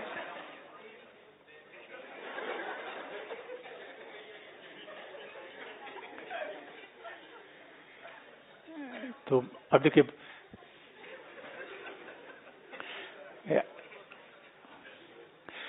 ये सारे शरारती बच्चे आगे बैठे हुए हैं, पीछे देखो इतने पीछे सबसे होशियार। कभी किसी मैंने पीछे से कि, अच्छा ऐसा भी मैं नहीं कहूंगा, इसका मतलब ऐसा डिवीजन मजाक कर रहा हूँ, आगे लिख लीजिए। कई बार मजाक करने से कोई इसका गलत ही अर्थ ले लेकिन इसका मतलब आगे बच्चे बैठे ठीक नहीं है, सब लोग ठीक है। लेकिन किसी मैंने पीछे स्टूडेंट बैठे हुए, किसी पूछा, हमने कहा तुम हमेशा पीछे क्यों बैठते हो? उनका उसने बड़ा से उनका सर कोई डिस्टर्बेंस नहीं होता एकदम से। लेकिन इसका यह मतलब नहीं लेट आने वाले पीछे बैठे हो ठीक है वो। आगे लिख लीजिए। समझ गए दर्शन क्या है? नहीं समझे? अरे नजरिया, दर्शन क्या है? विचारधारा। दर्शन क्या है? नजरिया। दर्शन क्या है? विश्व दृष्टिकोण। हाँ हाँ। अरे मानव का एक दर्शन हो ही नहीं सकता प्रभु, मानव का एक दर्शन कैसे होगा? यही तो मानव की विशेषता है। मानव का एक दर्शन हो जाता तो कैमरे जैसा वहां टिक जाता वो। मानव का एक दर्शन हो जाता, मार्कर जैसे मेरे हाथ में चला आता। मानव का दर्शन क्या है? मुंडे मुंडे मतिर भिन्ना। आप मानव का दर्शन नहीं बता सकते, अपना दर्शन बता सकते हो। हाँ।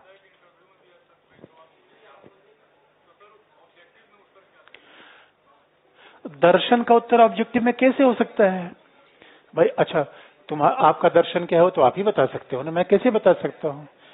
मैं अपने दर्शन की बात कर सकता हूँ, जब क्लास से कोई मतलब नहीं है तो क्लास से बताने में मतलब भी नहीं है। इसे आपका दर्शन अलग है, आपके पड़ोसी का दर्शन अलग है, और इसलिए क्लेश होता है जीवन में। अरे भाई, दो लोग एक ही छत के नीचे हो रह रहे हैं, नजरिए अलग अलग हैं। कई बार संभव है कि शारीरिक निकटता हो, वैचारिक निकटता। कई बार यह भी संभव है वैचारिक निकटता बहुत ज्यादा हो, शारीरिक निकटता। इसलिए प्रेम हमेशा मानसिक होता है, शारीरिक नहीं होता। जी, आप इसलिए फिलॉसफी क्या है? फिलॉसफी यह है जिसको चाहो उससे कुछ न चाहो, ये फिलॉसफी है। और हम उल्ट उसका उल्टा करते हैं कि ये मेरा नहीं तो किसी का नहीं, बेकार की बात है। ये तो प्रेम नहीं है। अब विषयांतर मत करो। चलो, क्या लिखा आपने? क्या लिखा? हाँ, तुलनात्मक राजनीति का विकास, पहला पॉइंट। क्या लिखा आपने? विषय वस्तु का मतलब ये विषय वस्तु है, ठीक बात है। ये विषय। क्या लिखा आपने? हाँ देखिए, तुलनात्मक राजनीति, हाँ विकास, ये पहला। तुलनात्मक राजनीति के विकास में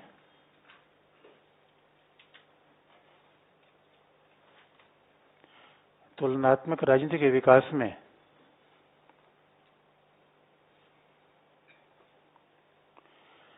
पहला चरण तुलनात्मक सरकार का अध्ययन करना है।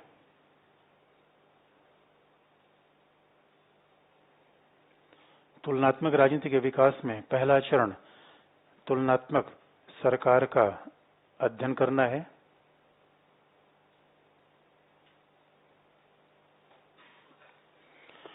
देखिए, अब यही बात ध्यान रखने की है, तुलनात्मक राजनीति का विकास कैसे पहले हुआ? तुलनात्मक सरकार, तुलनात्मक सरकार। तो पहले तुलनात्मक पॉलिटिक्स नहीं है, पहले क्या है? Comparative government. भाई जैसे जैसे पॉलिटिक्स का मत बदलता जाएगा वैसे कंपैरेटिव पॉलिटिक्स हमारे बदलते जाएंगे। इसलिए कैसे इस बात को प्रूव करें? आगे लिख लीजिए, क्या लिखा आपने? हाँ, और ब्राइस ने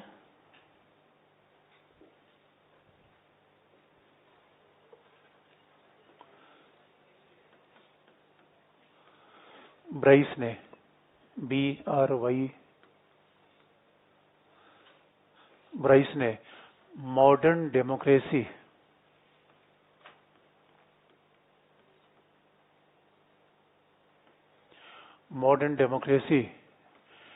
नामक किताब लिखी।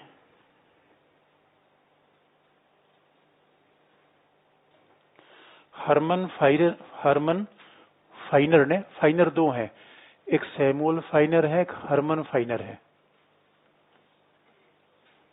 हरमन फाइनर ने theory and practices of modern democracy नामक किताब लिखी।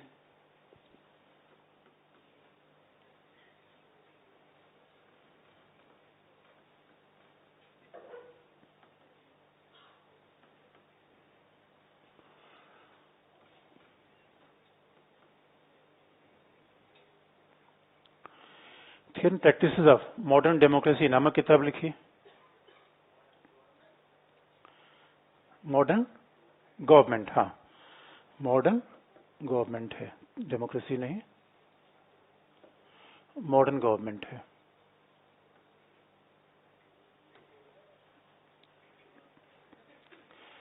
अगला है एक लास्ट किताब है, कुछ हमें प्रमाण चाहिए इसलिए हमने कुछ है।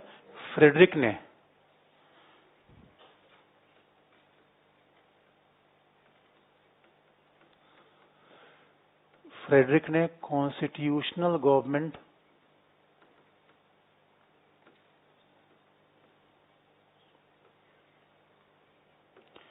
नामक किताब लिखी।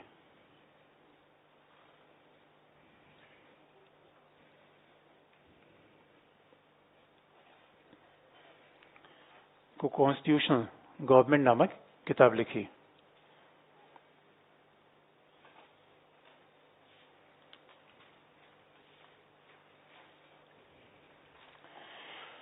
कॉन्स्टिट्यूशनल गवर्नमेंट नामक किताब लिखी। अब ये बात अपने आप इंटरेस्टिंग है, इसलिए तुलनात्मक राजनीति का अध्ययन कैसे शुरू हुआ? तुलनात्मक सरकार के साथ। और आपको हम याद दिला दें, इन किताबों में ही कई बार फैक्ट में विशेषण मिलते हैं, और फैक्ट में विशेषण कैसे मिलते हैं इसको लिखने से पहले आगे आप लिख लीजिए। आगे तुलनात्मक सरकारों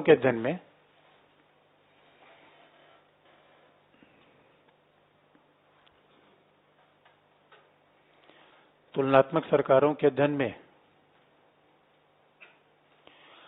उदारवादी लोकतांत्रिक सरकारों के अध्ययन पर बल दिया गया।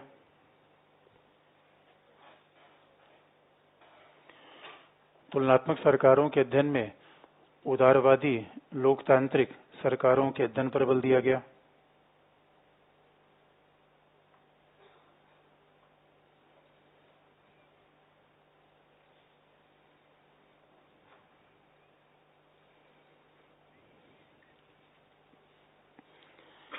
उदारवादी लोकतांत्रिक सरकारों के अध्ययन पर बल दिया गया तथा तुलनात्मक राजनीति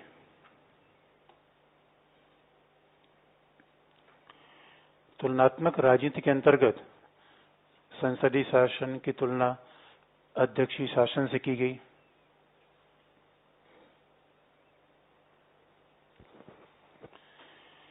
संसदीय शासन की तुलना अध्यक्षीय शासन से की गई।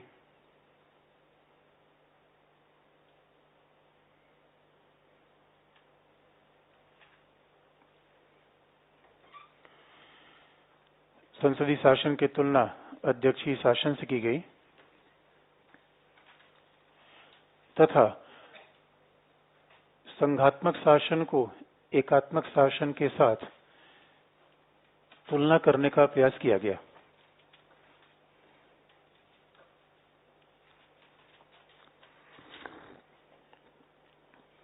संघात्मक शासन की तुलना एकात्मक शासन के साथ करने का प्रयास किया गया।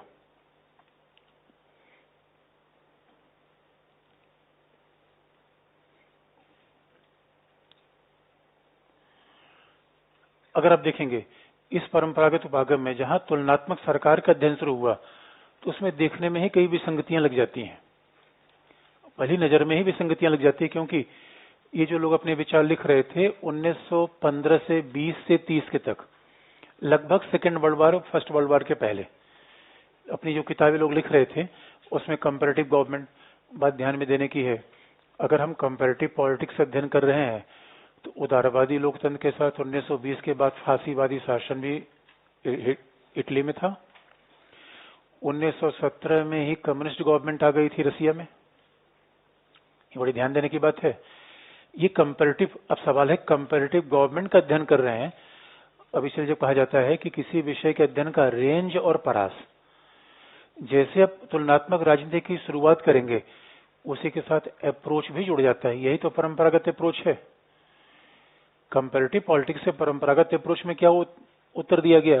कहीं न कहीं अध्ययन क्या है? वैधानिक है, संवैधानिक है, संस्थात्मक है। अध्ययन किसके द्वारा किया गया? सरकार का। सरकार का अध्ययन कैसे समझा गया? संविधान के द्वारा। आगे लिख लीजिए। और अब जरा अच्छा लिखने से पहले आपको फिर याद दिला दें, यही तो कंपैरेटिव गवर्नमेंट की सीमा है भाई। ये ऐसा कंपैरिजन कौन सा होगा? आपका कंपैरिजन भौगोलिक रूप में सीमित है। भौगोलिक रूप में सीमित का मतलब है पूरा कंपैरिजन यूरो सेंट्रिक और एटलांटिक सेंट्रिक है। आपने मॉडल मान लिया अमेरिका, इंग्लैंड। इसलिए आप देखेंगे पूरी दुनिया में संविधान के दो ही स्रोत तो आते हैं और भारत के संविधान भी उससे प्रभावित है। या तो हमने सारी चीजें इंग्लैंड से ली, या तो सारी चीजें कहां से ले रहे हैं? अमेरिका से। या तो इंग्लैंड से तो अमेरिका से। तो सवाल है साम्यवाद में ऐसी कुछ आधुनिक बात नहीं थी क्या? साम्यवाद कोई धर्म का शासन था नहीं। अच्छा चलिए अपना फांसीवाद छोड़ दिया। अरे तानाशाही, आप ये कैसे कह सकते हैं कि लोकतंत्र का अध्ययन ठीक है? इस मामले में तो अरिस्टोटल का अध्ययन ज्यादा ठीक था। अभी उस पर आएंगे। इस मामले में तो अरिस्टोटल का अध्ययन ज्यादा ठीक था। कम से कम उसने 6 प्रकार की शासन प्रणालियों की बात की, एग्जिस्टिंग सभी को कंपैरिजन किया। अभी हम उस बात पे देखेंगे विषय वस्तु के रूप में। और यहां तो पता चला कि हम तुलना में क्या कर रहे हैं? केवल सरकार का अध्ययन कर रहे हैं। ये प्रॉब्लमेटिक है। आगे लिख लीजिए। क्या फैन थोड़ा तेज कर दीजिए। एसी में थोड़ा प्रॉब्लम है अपने पहले, आज कल उसका रिपेयर होना है। कल आप शाम को 6:30 बजे आ सकते हैं। नहीं, कल नहीं, संडे को।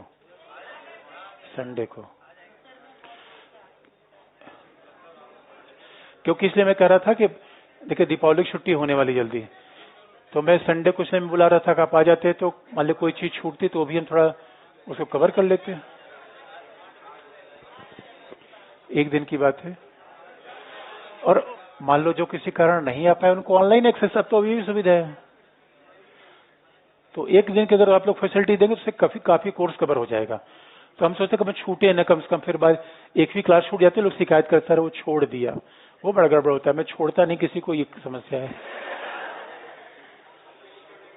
न संबंधों को, न व्यक्तियों को, न ही विषय को। क्या लिखा आपने?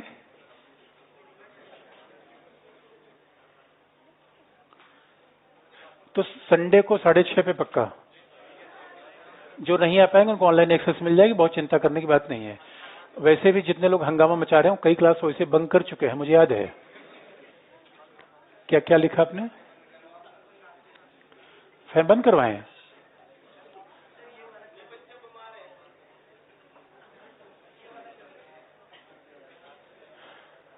अब कुछ देर तक चलने दो, उसके बाद बंद करवा देंगे। अच्छा वो वाला बंद कर। अब लिख लीजिए। क्या लिखा आपने? क्या लिखा? क्या लिखा आपने? एकात्मक, हाँ, एकात्मक शासन के साथ की गई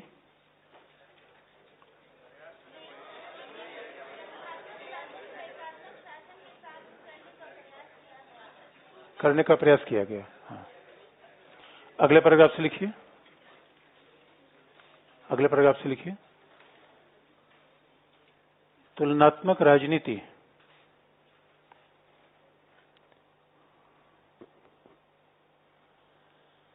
तुलनात्मक राजनीति के इस परंपरागत उपागम तुलनात्मक राजनीति के इस परंपरागत उपागम में तुलना के लिए राजनीतिक संस्थाओं का प्रयोग किया गया।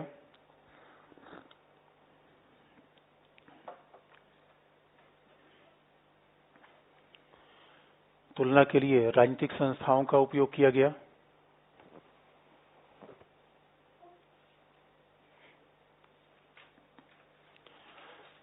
राजनीतिक संस्थाओं का उपयोग किया गया। अच्छा, राजनीतिक संस्थाएं क्या है? संसद है, प्रधानमंत्री, ये सब इंस्टीट्यूशन है। राजनीतिक संस्थाओं का प्रयोग किया गया जिनका उल्लेख संविधान में मिलता है।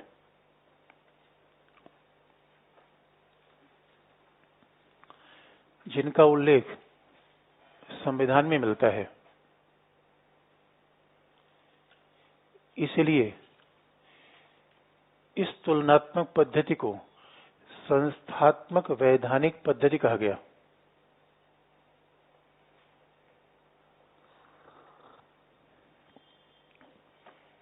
इसलिए इस तुलनात्मक पद्धति को संस्थात्मक वैधानिक पद्धति कहा गया।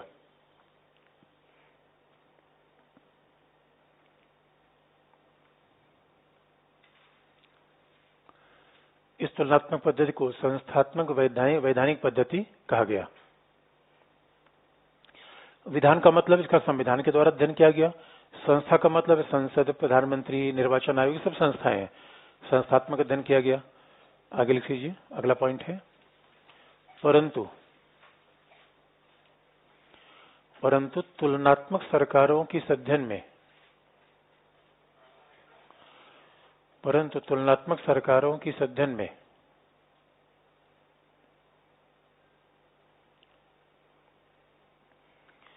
परंतु तुलनात्मक सरकारों के इस अध्ययन में अनेक विसंगतियां विद्यमान हैं।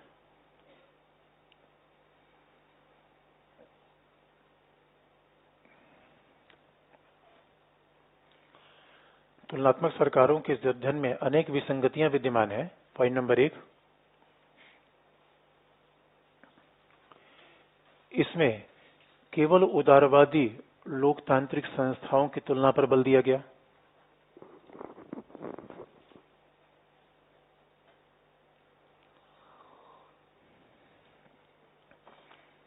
इसमें केवल उदारवादी लोकतांत्रिक संस्थाओं की तुलना पर बल दिया गया।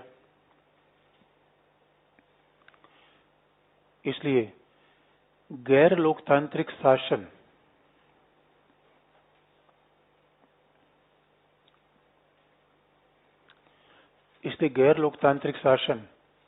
जैसे फांसीवाद, साम्यवाद, गैर लोकतांत्रिक शासन जैसे फांसीवाद, साम्यवाद, इनकी पूर्ण उपेक्षा कर दी गई।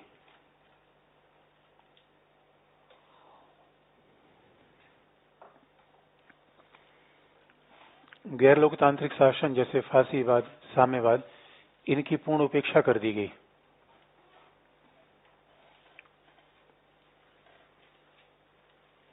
इनकी पूर्ण उपेक्षा की गई। अगला पॉइंट,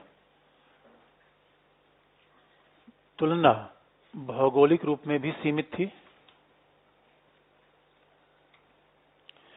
तुलना भौगोलिक रूप में भी सीमित थी क्योंकि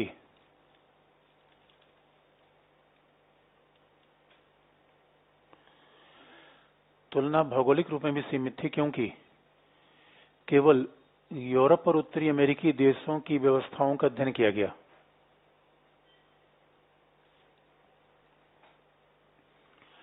तुलना भौगोलिक रूप में भी सीमित थी क्योंकि केवल यूरोप और उत्तरी अमेरिकी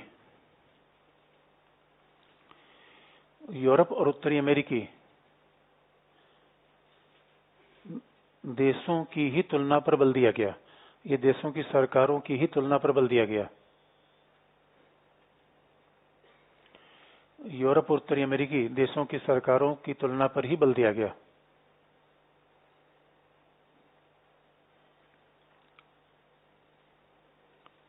तो ये अब अपने आप में ये बड़ी विसंगति आ गई। अगर हम तुलनात्मक राजनीति देख रहे हैं तो पहले तुलनात्मक राजनीति का अध्ययन क्या है? तुलनात्मक सरकार के रूप में। तो तुलनात्मक पॉलिटिक्स नहीं थी, केवल सरकार का मतलब केवल लोकतांत्रिक सरकार। तो यही तो परंपरागत पुरुष खामी है, विषय वस्तु के रूप में भी सीमित, भौगोलिक रूप में भी सीमित। और ये विचार अजीब सा है, अगर कोई कहे कि हमें फिजिक्स का सिद्धांत, तो फिजिक्स का सिद्धांत यूनिवर्सल है। ऐसा थोड़े कि यूरोप के फिजिक्स का सिद्धांत, एशिया के फिजिक्स का सिद्धांत, मेडिकल साइंस तो एक ही जैसी है। यहाँ का सिरप अफ्रीका में जाता है, इधर यद्यप अलग है कि अफ्रीका में पता नहीं कैसे लोग बीमार पड़ गए, गाम्बिया में भी इस बात की जांच चल रही है। अन्यथा विषय तो थोड़ा व्यापक होना चाहिए। अब तुलनात्मक राजनीति का पहला अध्ययन हुआ तुलनात्मक सरकार से, और तुलनात्मक सरकार में एक और विसंगतियां थी। अध्ययन में कंपैरिजन तो किया गया, कंपैरिजन किसका? एक होता है वर्णनात्मक, दूसरा होता है विश्लेषणात्मक। जैसे मैं ये कह दूं कि सीनेट के पास इतनी पावर है, इंग्लैंड की लॉर्ड सभा सबसे कमजोर है, राज्यसभा कंडीशन लॉर्ड सभा से बेहतर है, सीनेट से कमजोर है, तो मैंने तुलना तो बता दी, कारण नहीं बताया। तो लास्ट में आप लिख लीजिए, कारण न बताने का मतलब है कि विश्लेषण नहीं किया मैंने, वर्णन केवल कर दिया लास्ट में। तुलनात्मक सरकारों का अध्ययन, इसी में लास्ट पॉइंट है, तुलनात्मक सरकारों का अध्ययन और वर्णनात्मक ज्यादा है, विश्लेषणात्मक नहीं है।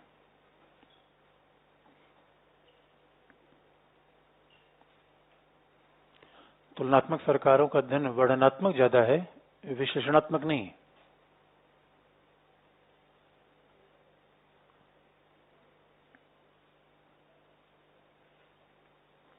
वर्णनात्मक ज्यादा है, विश्लेषणात्मक नहीं। अब आप देखिए एक और भी इंटरेस्टिंग पार्ट है। अब ये होता है कि तुलनात्मक राजनीति का विकास कहां शुरू हुआ। अगर हम किताबें देखें, तुलनात्मक का अध्ययन जहां पे बल दिया गया, जहां कंपैरिजन मिलता है, अभी भी ध्यान से देखेंगे, इन किसी भी किताब का टाइटल कंपैरेटिव पॉलिटिक्स नहीं है।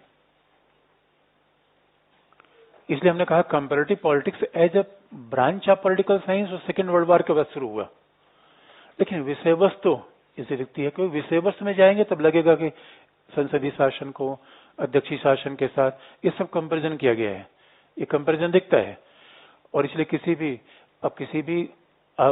स्टूडेंट से पूछा जाए जिसने बीए वगैरह किया हुआ पॉलिटिकल साइंस से, तो comparative constitution of the world पढ़ता था, यानी दुनिया के तमाम संविधान पढ़ते थे, यही तो कंपैरेटिव पॉलिटिक्स थी।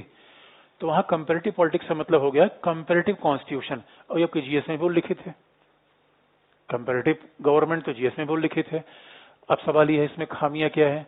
अगर कंपैरेटिव गवर्नमेंट का अध्ययन किया जा रहा है तो गवर्नमेंट में फिर बाकी चीज, गवर्नमेंट रहती कहाँ है समाज में, उसका अध्ययन नहीं है।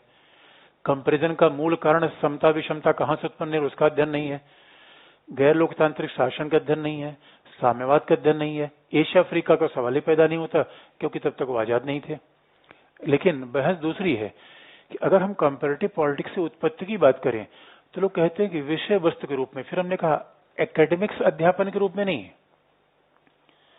जैसे हो सकता है कि मनोविज्ञान विषय 20वीं शताब्दी में ये विश्वविद्यालयों का विषय बना, लेकिन साइकोलॉजी की बात, कौन सा ऐसा फिलोसफर जो साइकोलॉजी की बात नहीं करता, प्लेटो से लेके, यानी साइकोलॉजी का विषय वस्तु के रूप में अस्तित्व 2500 साल पुराना है। मेडिकल साइंस आज के दौर में विश्वविद्यालय में पढ़ाया जाने लगा। मेडिकल साइंस की प्रैक्टिस आज की है क्या? जब से मानवीय समाज है तब से लोग जानते हैं शरीर की बीमारियां, उसका समाधान। ये बात ध्यान में रखने की है। इसलिए सवाल यह है कि हमने तो आपको बताया कंपैरेटिव पॉलिटिक्स शुरुआत सेकेंड वर्ल्ड वॉर के बाद होती है। फिर हमने कहा कंपैरेटिव पॉलिटिक्स आरंभ कंपैरेटिव गवर्नमेंट के साथ होता है। लेकिन कुछ लोग कहते हैं कंपैरेटिव पॉलिटिक्स का विषय वस्तु के रूप में। फिर हमने कहा कि विश्वविद्यालयों के अध्ययन के रूप में नहीं। कोई विषय विश्वविद्यालय के अध्ययन का विषय बन जाए, जैसे सोशियोलॉजी, अब फिलोसफी, अब अलग अलग विषय बन गए। 2500 साल पहले जब प्लेटो जैसे फिलोसफर ने बात पढ़ी थी तो एक ही विषय में, क्या एजुकेशन, क्या फिलोसफी, क्या सोशियोलॉजी, सभी को एक विषय में पढ़ डाला। एजुकेशन तो एक नया विषय है, तो क्या पहले एजुकेशन की बात किसी ने नहीं की थी? जब प्लेटो ने, इसलिए आप देखेंगे जब एजुकेशन वाले पढ़ते हैं, बीएड वाले भी प्लेटो को पढ़ते हैं। अब बीएड का कोर्स आज लॉन्च हुआ और प्लेटो 2500 साल पहले था। इसलिए सवाल ये है कि अगर हम देखें कंपैरेटिव पॉलिटिक्स का अध्ययन विषय वस्तु के रूप में पहले से भी विद्यमान रहा है, ये आज की बात नहीं है। और पहले से कैसे विद्यमान रहा है? हेडिंग चेंज कर लीजिए।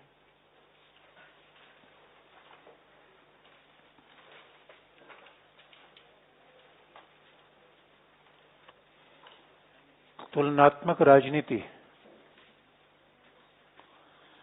तुलनात्मक राजनीति, तुलनात्मक राजनीति की, तुलनात्मक राजनीति का पूर्व विद्यमान स्वरूप, तुलनात्मक राजनीति का पूर्व विद्यमान स्वरूप।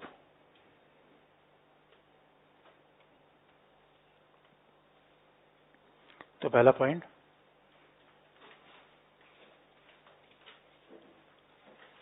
तुलनात्मक राजनीति का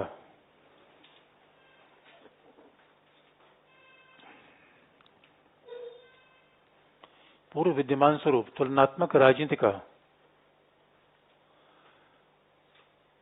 स्वरूप उतना प्राचीन है जितना अरस्तु का विचार। तुलनात्मक राजनीति का स्वरूप उतना प्राचीन है जितना अरस्तु का विचार।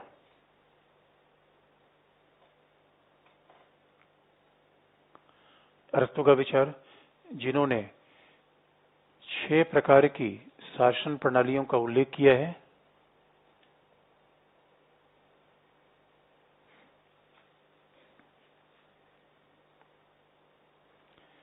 जिन्होंने 6 प्रकार की शासन प्रणालियों का उल्लेख किया है।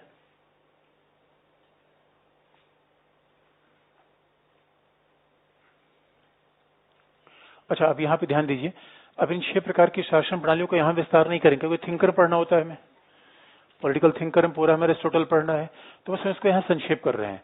तो जिन लोगों ने नहीं पॉलिटिकल थिंकर पढ़ा वो आगे पढ़ लेंगे। इसे हमने कहा कंपैरेटिव पॉलिटिक्स में सारी बात इधर की उधर की है, इसके बाद लिख लीजिए ये बात। 6 प्रकार की शासन प्रणालियों का उल्लेख किया जिसमें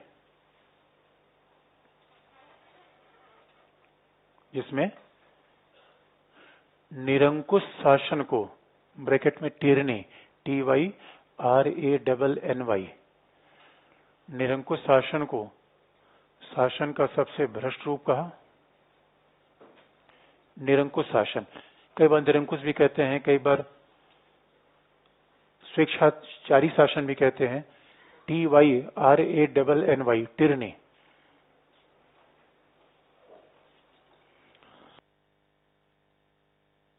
निरंकुश शासन को शासन का सबसे भ्रष्ट रूप माना,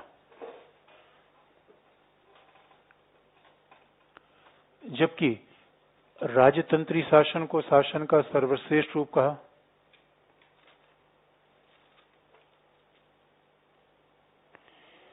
जबकि राजतंत्री शासन को शासन का सर्वश्रेष्ठ रूप कहा।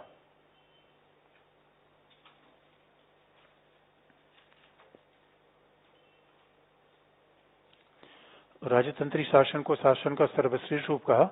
और पॉलिटी को, पॉलिटी जो आप पढ़ते हैं हिंदी में, कह सकते, हिंदी में इसके अलग अलग नाम होते हैं, इसलिए हमने देवनागरी लिपि में पॉलिटी लिख लीजिए। और पॉलिटी को शासन का सर्वश्रेष्ठ व्यवहारिक रूप माना।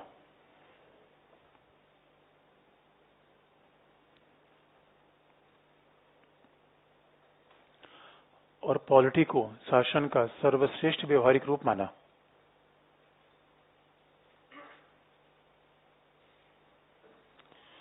पॉलिटी को शासन का सर्वश्रेष्ठ व्यवहारिक रूप माना। तो अपने आप में सबसे बड़ा कंपैरिजन तो खुद अरिस्टोटल ने किया था, लेकिन अरिस्टोटल ने कभी ये दावा नहीं किया वो कंपैरेटिव पॉलिटिक्स जैसे विषय का निर्माण कर रहे हैं। और बल्कि हमने कहा कि अरिस्टोटल का कंपैरिजन इन लोगों से ज्यादा बेहतर था, क्योंकि ये लोग तो केवल लोकतांत्रिक शासन की बात कर रहे हैं। अरिस्टोटल ने सबके कंपैरिजन की बात कर दी थी। मामला यहां तक ही नहीं है, आगे भी लिख लीजिए। आधुनिक युग में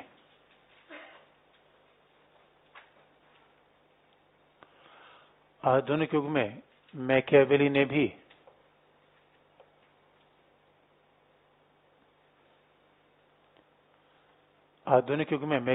भी राजतंत्री और गणतांत्रिक शासन की तुलना की।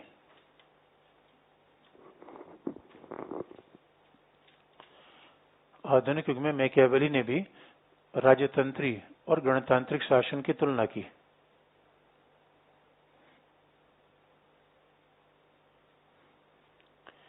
मैकियावेली ने भी राजतांत्रिक गणतांत्रिक शासन की तुलना की। और यहां पर एक ऐसा नाम मैं बताऊंगा जो बीपीएससी के सिलेबस में है, मॉन्टेस्क्यू। मॉन्टेस्क्यू बीपीएससी सिलेबस में है बड़ा सिंपल। कई बार हमें मॉन्टेस्क्यू थिंकर में आईएएस वाले सिलेबस में नहीं, लेकिन थोड़ा मैं मॉन्टेस्क्यू थोड़ा विस्तार कर दूंगा।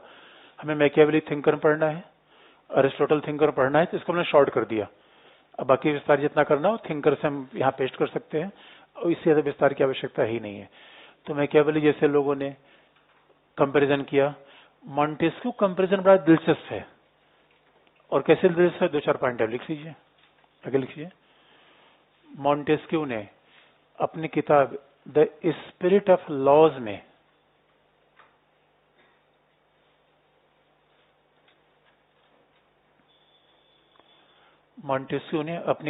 द स्पिरिट ऑफ लॉज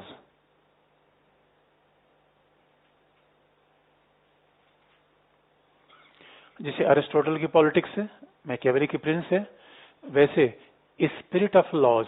और आप याद रखिए, किसी विचारक को मान लीजिए कहीं एग्जाम, कॉम्पिटेटिव एग्जाम में लिखना है, और खास तौर पर अगर आपको ऐसा लगता है कि उसको हमें समराइज करना है, तो आपको हम तरीका को बता दें। पहले किसी विषय वस्तु के संभावित आयाम को आप कलेक्ट कर लीजिए। जैसे कोई विषय वस्तु में किसी थिंकर को लिखना, तो 4 पॉइंट्स आप की में बांट लीजिए। उतनी बात, यही वैज्ञानिक तरीका अध्ययन का है, उतनी बात आप लिख पाएंगे। बाकी सब कथा कहानी हो जाए, कोई लिख नहीं पाएंगे। और वो 4 पॉइंट बिल्कुल सेंटर्ड, फोकस पॉइंट होने चाहिए। ये सारी बात आप पढ़िए, उसमें 4 काम का निकाल लीजिए, उतना ही आपका ये वैज्ञानिक तरीका यही कहलाता है। तो मान लीजिए हम मॉन्टेस्क्यू में पढ़ना हो तो 3-4 पॉइंट कहां से निकालेंगे हम? तो हकीकत की बात है, कोई फ्रेंच व्यक्ति है, तो फ्रेंच व्यक्ति, वैसे मॉन्टेस्क्यू का जीवन बड़ा अजीब सा था। वो लगभग लॉक का समकक्ष था, लॉक के समानांतर लिख रहा था, हॉब्स से थोड़ा सा बाद पैदा हुआ था। मॉन्टेस्क्यू पैदा हुआ फ्रांस में, घूम आया पूरे यूरोप तक, और यूरोप में देख के जिसने निष्कर्ष निकाला, ये बात बड़ी दिलचस्प थी। तो मॉन्टेस्क्यू में कंपैरेटिव, मॉन्टेस्क्यू के 3-4 पॉइंट बेसिक आप याद रखिएगा हमेशा। 3-4 पॉइंट कौन कौन से हैं, उसी इर्द गिर्द में सारी बात आपको मॉन्टेस्क्यू की लिखनी है। कैसे? भले मॉन्टेस्क्यू, हमारे पास पहले एक फ्रेमवर्क हो जाना चाहिए कोई चीज पढ़ने के लिए, तो वो चीज हम बार बार रिपीट करेंगे तो आंसर में अपने आप आ जाएगा। क्योंकि पता चला कि आंसर हमने पढ़ तो लिया 10 पेज, लेकिन 4-5 पॉइंट वहां से निकाल नहीं पाए, और वो भी जो सबसे सेंट्रल पॉइंट है उतना ही एग्जाम में लिखने में काम आता है। बाकी सब चीजें तो मनोवैज्ञानिक संतोष के लिए होता है कि हमने पढ़ लिया। मॉन्टेस्क्यू पहला आप याद रखिए, जो बात ध्यान में रखना चाहता था, स्पिरिट ऑफ लॉज, किताब ही उसने क्या लिखी, स्पिरिट ऑफ लॉज किताब से ही दिखता है। यानी वो कह रहा था कि सही मायने में किसी कानून के निर्माण की आत्मा देखना हो, तो उसने कहा कि प्रकृति में भी, और लॉ क्या है, हर प्रकार के वस्तुओं के बीच विद्यमान संबंध एक लॉ है। और ये तो हमने कई बार आपको इस विचारकों में रिपीट किया है कि हर प्रकार की वस्तुओं में विद्यमान संबंध लॉ है, तो ऐसा लॉ कहीं न कहीं सूर्य चंद्रमा के बीच भी है। वही आपस में इतनी दूरी पे हैं, टकराते नहीं। पूरे तारामंडल में कितने सारे ग्रह हैं, यही तो वेदों में से ऋत कहा गया है। यानी प्रकृति में एक शाश्वत नैतिक व्यवस्था विद्यमान है, जिससे पूरी प्रकृति चल रही है। ऐसा नहीं लगता कितना बड़ा ग्रह ऊपर बैठा हुआ कहीं धड़ाम से गिर ही जाए नीचे, तो क्या होगा हमारा? गिर नहीं रहा है। पता चला योगी जैसा बुलडोजर चलाने लगे हम, ऊपर वाला भी कह लो एक बार हम भी बुलडोजर चला देते हैं, तो 1 मिनट में सारा धराशायी हो जाएगा। यानी प्रकृति के विद्यमान हर वस्तु के बीच संबंध क्या है, लॉ है। वैसे मानव के बीच भी संबंध होना चाहिए, वही लॉ है। यानी जिस व्यवस्था से मानवीय लोगों के बीच में, व्यक्तियों के बीच संबंध स्थापित किया जाए, वो लॉ है। लेकिन उसने दूसरी बात कह दी, लॉ बनना कैसा चाहिए। स्पिरिट ऑफ लॉ में कहा कि हर देश का अपना क्या है, भौगोलिक परिस्थिति है। हर देश की अपनी भौगोलिक परिस्थिति है, हर देश का अपना धर्म है, भौगोलिक परिस्थिति है, धर्म है, उस देश का वातावरण है, क्लाइमेट है, समाज है। यानी वो पहला विचारक था जो कहीं न कहीं ज्योग्राफी और लॉ में कंपैरिजन कर रहा था। कंपैरेटिव पॉलिटिक्स में उसका नाम इसलिए आ गया, और मैं थोड़ा मैं इसका विस्तार कर रहा हूं क्योंकि बीपीएससी वालों को इससे थोड़ा फायदा हो जाएगा। हर विषय को 4-5 पॉइंट काम की जान लीजिए, उतना लिख लीजिए, बाकी तो। और कंपैरिजन यानी वो पहला ऐसा व्यक्ति था जो कह रहा था कि भौगोलिक परिस्थितियों और लॉ के बीच भी एक समानता होती है। इसका सीधा सा मतलब होता है कि जहां, अगर एक सामान्य सी बात करें तो जहां गर्मी ज्यादा होगी वहां लोगों के व्यवहार हिंसक होने के चांसेस ज्यादा होते हैं। यानी स्पिरिट ऑफ लॉ नहीं होता, स्पिरिट ऑफ नेशन भी होता है। स्पिरिट ऑफ नेशन क्या है? कुछ लोगों के स्पिरिट क्या है? सहिष्णु होते हैं। कहीं पे स्पिरिट क्या है? बड़े आक्रामक है। अब भौगोलिक परिस्थितियां ऐसी है, कहीं भौगोलिक परिस्थितियां ऐसी हैं जहां न तो गन्ना है, न आम है, न अमरूद है, तो वहां केवल जानवर है और मानव है, तो किसको खाएंगे? वो भौगोलिक कारणों से ऐसा बना। तो भाई वो जानवर खाएंगे, जानवर नहीं मिलेगा तो फिर? इसलिए आप देखेंगे दुनिया में कई सभ्यताएं बड़ी ही बर्बर किस्म की रही हैं। भारत में ऐसी कल्पना आप नहीं कर सकते। भारत में हर मौसम में कोई चीज खाने को मिल जाती है। तो उसमें पहली बार, और ये ज्योग्राफी कंपैरिजन नया नहीं है, कई बार मॉन्टेस्क्यू के बारे में बात उठती है, उसका विचार बड़ा ओरिजिनल किस्म का नहीं है। और क्यों? क्योंकि आपको हम याद दिला दें, ज्योग्राफी कंपैरिजन उसने ही नहीं किया है। ज्योग्राफी की तुलना अरस्तु ने भी की है। अरस्तु ने भी कहा था कि दुनिया में 3 प्रकार के लोग हैं। जो पश्चिमी, जो यूरोपीय लोग हैं, बड़े बहादुर होते हैं। जो एशियाई हैं, बड़े बुद्धिमान होते हैं लेकिन बड़े आलसी होते हैं। और जो एथेंस के लोग होते हैं, उसमें बुद्धिमत्ता और साहस दोनों का लक्षण होता है। तो ये बात कहीं न कहीं अरस्तु ने कह दी थी कि ज्योग्राफी का रिलेशन राज्यों के व्यवहार से होता है। तो जैसा ज्योग्राफिकल फैक्टर होंगे वैसे वहां लॉ काम करेंगे। ये बात तो स्विट्जरलैंड के अध्ययन से भी दिखती है। यानी ठंडे प्रदेशों में, कभी आप भौगोलिक रूप में देखिए, ठंडे प्रदेशों में लोकतंत्र की सफलता ज्यादा है गर्म प्रदेशों की तुलना में। यही तो कंपैरेटिव पॉलिटिक्स है। पहली बात सुनिए, ये कही। दूसरा, वो गया इंग्लैंड, देखना चाहता था कुछ और, देख लिया कुछ और। अब ये दर्शन का मामला आ गया। घूमते घूमते इंग्लैंड गया और उसने एक बड़ी इंटरेस्टिंग बात कह दी। उससे पूछा गया, उसने भी शासन की प्रणालियां बताई। उसने कहा शासन की प्रणाली कैसी हो सकती है? एक होती है राजतंत्री, एक होती है गणतंत्री रिपब्लिकन, और एक होती है निरंकुश तंत्री डिस्पोटिक। उसने सरकार के 3 रूप बताए, शासन के 3 रूप बताए। तो उसने कहा एक तो होता है मोनार्की, एक होता है रिपब्लिकन, तीसरा डिस्पोटिक। अब फिर कंपैरिजन की बात आ गई। शासन के 3 रूप बता दिया। अब शासन के 3 रूप बता दिया तो इन तीनों में उसने कहा कि स्वतंत्रता का संबंध किसके साथ सबसे अच्छा होता है? यही वो हौच पौच कर गया। उसने कहा स्वतंत्रता का संबंध राजतंत्र के साथ सबसे अच्छा होता है। जबकि हम तो जानते हैं स्वतंत्रता का संबंध किसके साथ अच्छा होता है? गणतंत्र के साथ। वो मिसकंसेप्शन क्या निकाल ले गया? राजतंत्र के साथ। तो उसमें थोड़ा सा ही कंफ्यूजन था। और लास्ट वाला पॉइंट, जब वो इंग्लैंड, चूंकि ये प्रभाव उसका इंग्लैंड का था, जब इंग्लैंड गया, इंग्लैंड के संसदीय शासन को उसने देखा, तो उससे पूछा गया ये बताओ यार, तुमने इंग्लैंड के संसदीय शासन में ऐसा देखा क्या? इंग्लैंड के संसदीय शासन में क्या देखा? उसने कहा सेपरेशन ऑफ पावर। हकीकत की बात है, सेपरेशन ऑफ पावर अध्यक्षीय शासन की विशेषता है, संसदीय शासन की नहीं। यानी उसने जो नहीं जहां देखना चाहिए उसे वहां देख लिया। यही दर्शन की बात है। कई बार ये फिलॉसफी ही तो है, हमें रस्सी में सांप दिख जाते हैं। तो सवाल है कि संसदीय शासन में उसने कहा कि शक्ति पृथक्करण होता है और चेक एंड बैलेंस संसदीय शासन में होता है। ये उसने बड़ी अजीब सी बात कह दी। नियंत्रण और संतुलन जबकि नियंत्रण और संतुलन, चेक एंड बैलेंस का मॉडल तो अमेरिकी संविधान का मूल बेस है। Check and balance, separation of power अमेरिकी संविधान का मूल बेस है। वो इंग्लैंड के संविधान में संसदीय शासन है, और संसदीय शासन में तो फ्यूजन ऑफ पावर होता है। संसदीय शासन में हमेशा शक्ति का सम्मेलन होता है। इस बात को अपने आप में वो थोड़ा सा गलत निष्कर्ष निकाला, लेकिन सेपरेशन ऑफ पावर का विचार उसने बड़ा प्रभावी दिया है, और यहाँ उसकी लॉक से भी तुलना हो सकती है। आप उसके लॉक से तुलना कर सकते हैं।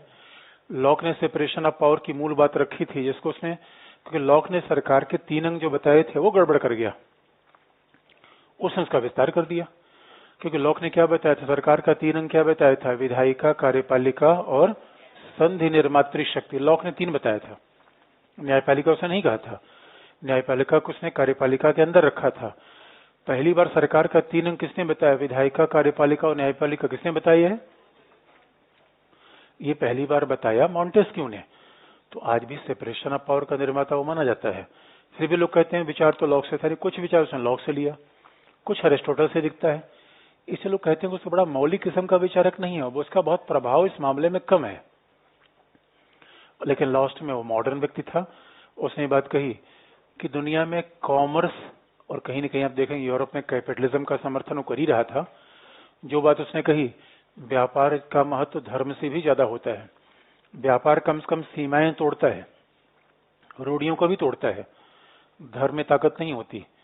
तो कहीं न कहीं दिखता है कि इंटरनली वो कहीं न कहीं पूंजीवाद का समर्थन कर रहा था, वो कैपिटलिज्म का समर्थन कर रहा था। क्योंकि उसने कही दिया कि व्यापार ज्यादा बेहतर है जो राज्यों के बीच हो जाए।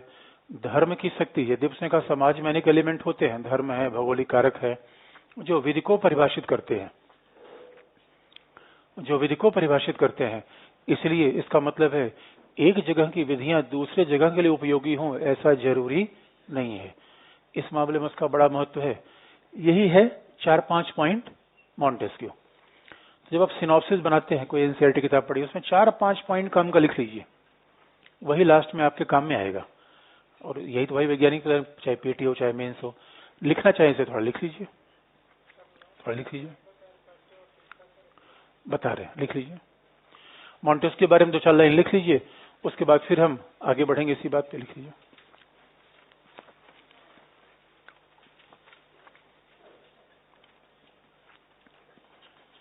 पहला लिख लीजिए।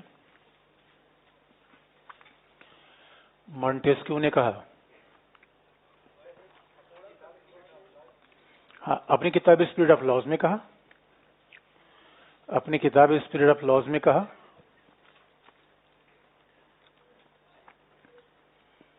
कि विधि का निर्माण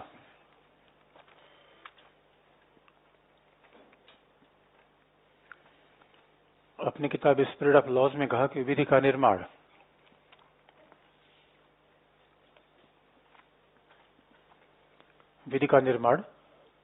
राष्ट्र की मूल आत्मा से प्रभावित होता है। स्पिरिट, विधि का निर्माण राष्ट्र की मूल आत्मा से प्रभावित होता है।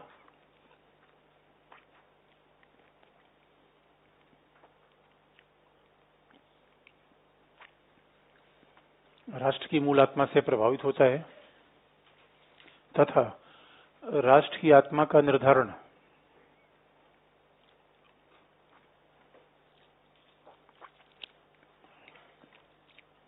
समाज में विद्यमान अनेक तत्व जैसे धर्म,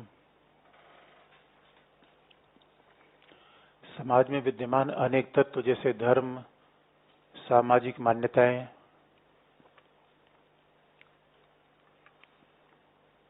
और भौगोलिक परिस्थितियों से प्रभावित होती हैं। जैसे धर्म, सामाजिक मान्यताएं और भौगोलिक परिस्थितियों से प्रभावित होती हैं।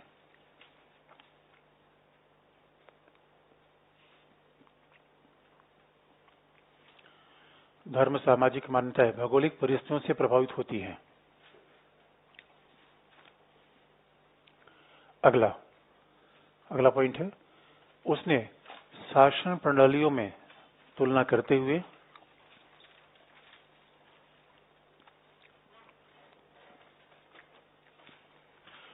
उसने शासन प्रणालियों में तुलना करते हुए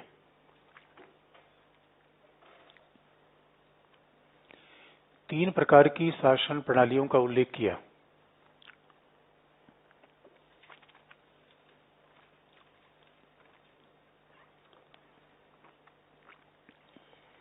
उसने शासन प्रणालियों में तुलना करते हुए तीन प्रकार की शासन प्रणालियों का उल्लेख किया,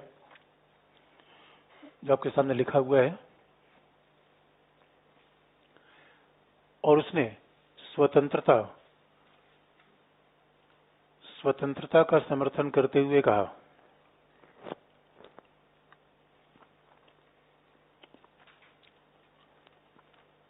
उसने स्वतंत्रता का समर्थन करते हुए कहा कि यह राजतंत्री व्यवस्था में सबसे प्रभावी रूप में उपलब्ध होती है।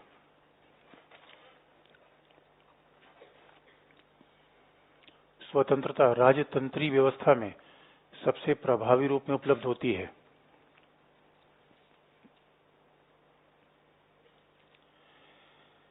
यहां उसका विचार इंग्लैंड से प्रभावित था।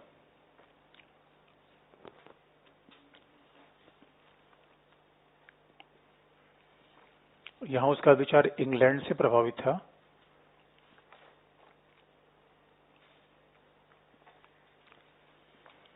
इंग्लैंड से प्रभावित था क्योंकि यहां उसका विचार इंग्लैंड से प्रभावित था क्योंकि वह इंग्लैंड की यात्रा के दौरान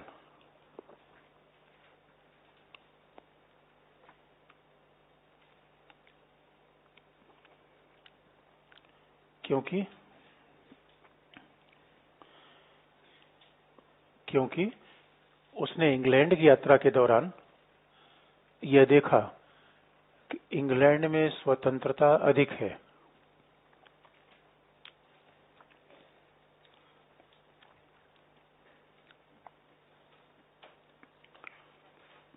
इंग्लैंड की यात्रा के दौरान ही देखा कि इंग्लैंड में स्वतंत्रता अधिक है, जबकि उदारवादी विचारक इसका उल्टा मानते हैं।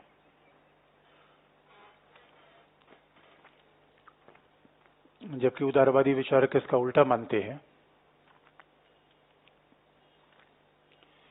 और उनके अनुसार स्वतंत्रता लोकतंत्र में प्रभावी होती है। और उनके अनुसार स्वतंत्रता लोकतंत्र में प्रभावी होती है।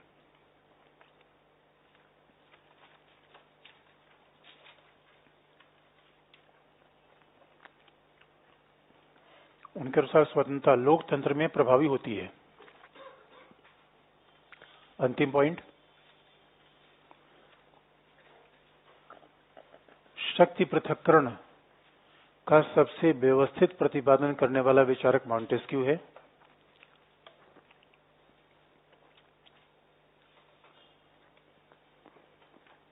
शक्ति पृथक्करण का सबसे व्यवस्थित प्रतिपादन करने वाला विचारक मॉन्टेस्क्यू है।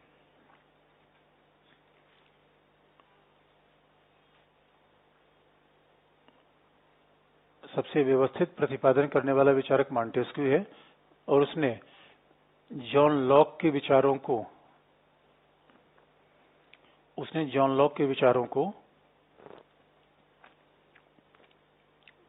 संशोधित किया।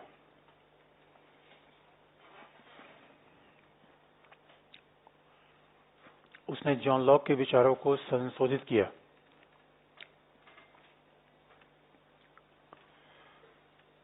परंतु यह तथ्य हैरान कर देने वाला है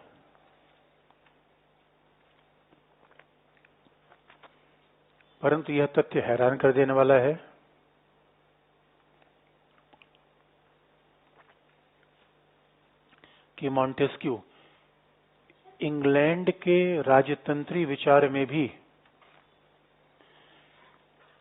या उसने इंग्लैंड के संवैधानिक राजतंत्री विचार में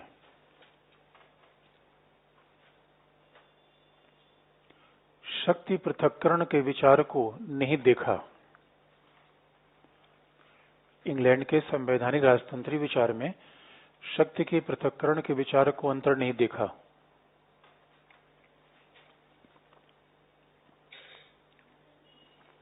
शक्ति के पृथक्करण के विचार को अंतर नहीं देखा जो वास्तविक रूप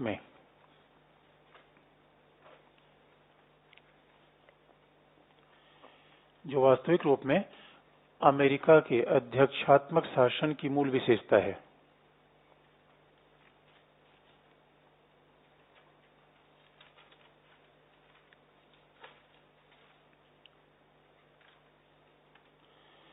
जो वास्तविक रूप में अमेरिका के अध्यक्षात्मक शासन की मूल विशेषता है।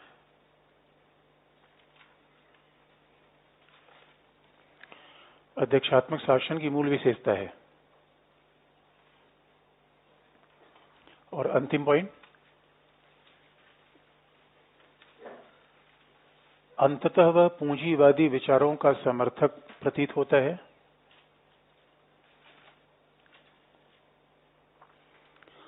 अंततः वह पूंजीवादी विचारों का समर्थक प्रतीत होता है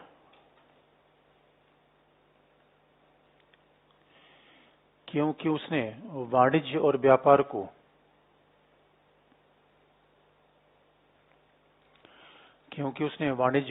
को धर्म की तुलना में ज्यादा महत्व दिया।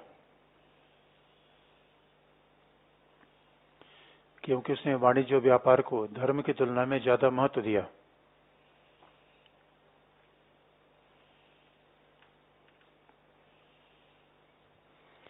उसने वाणिज्य व्यापार को धर्म की तुलना में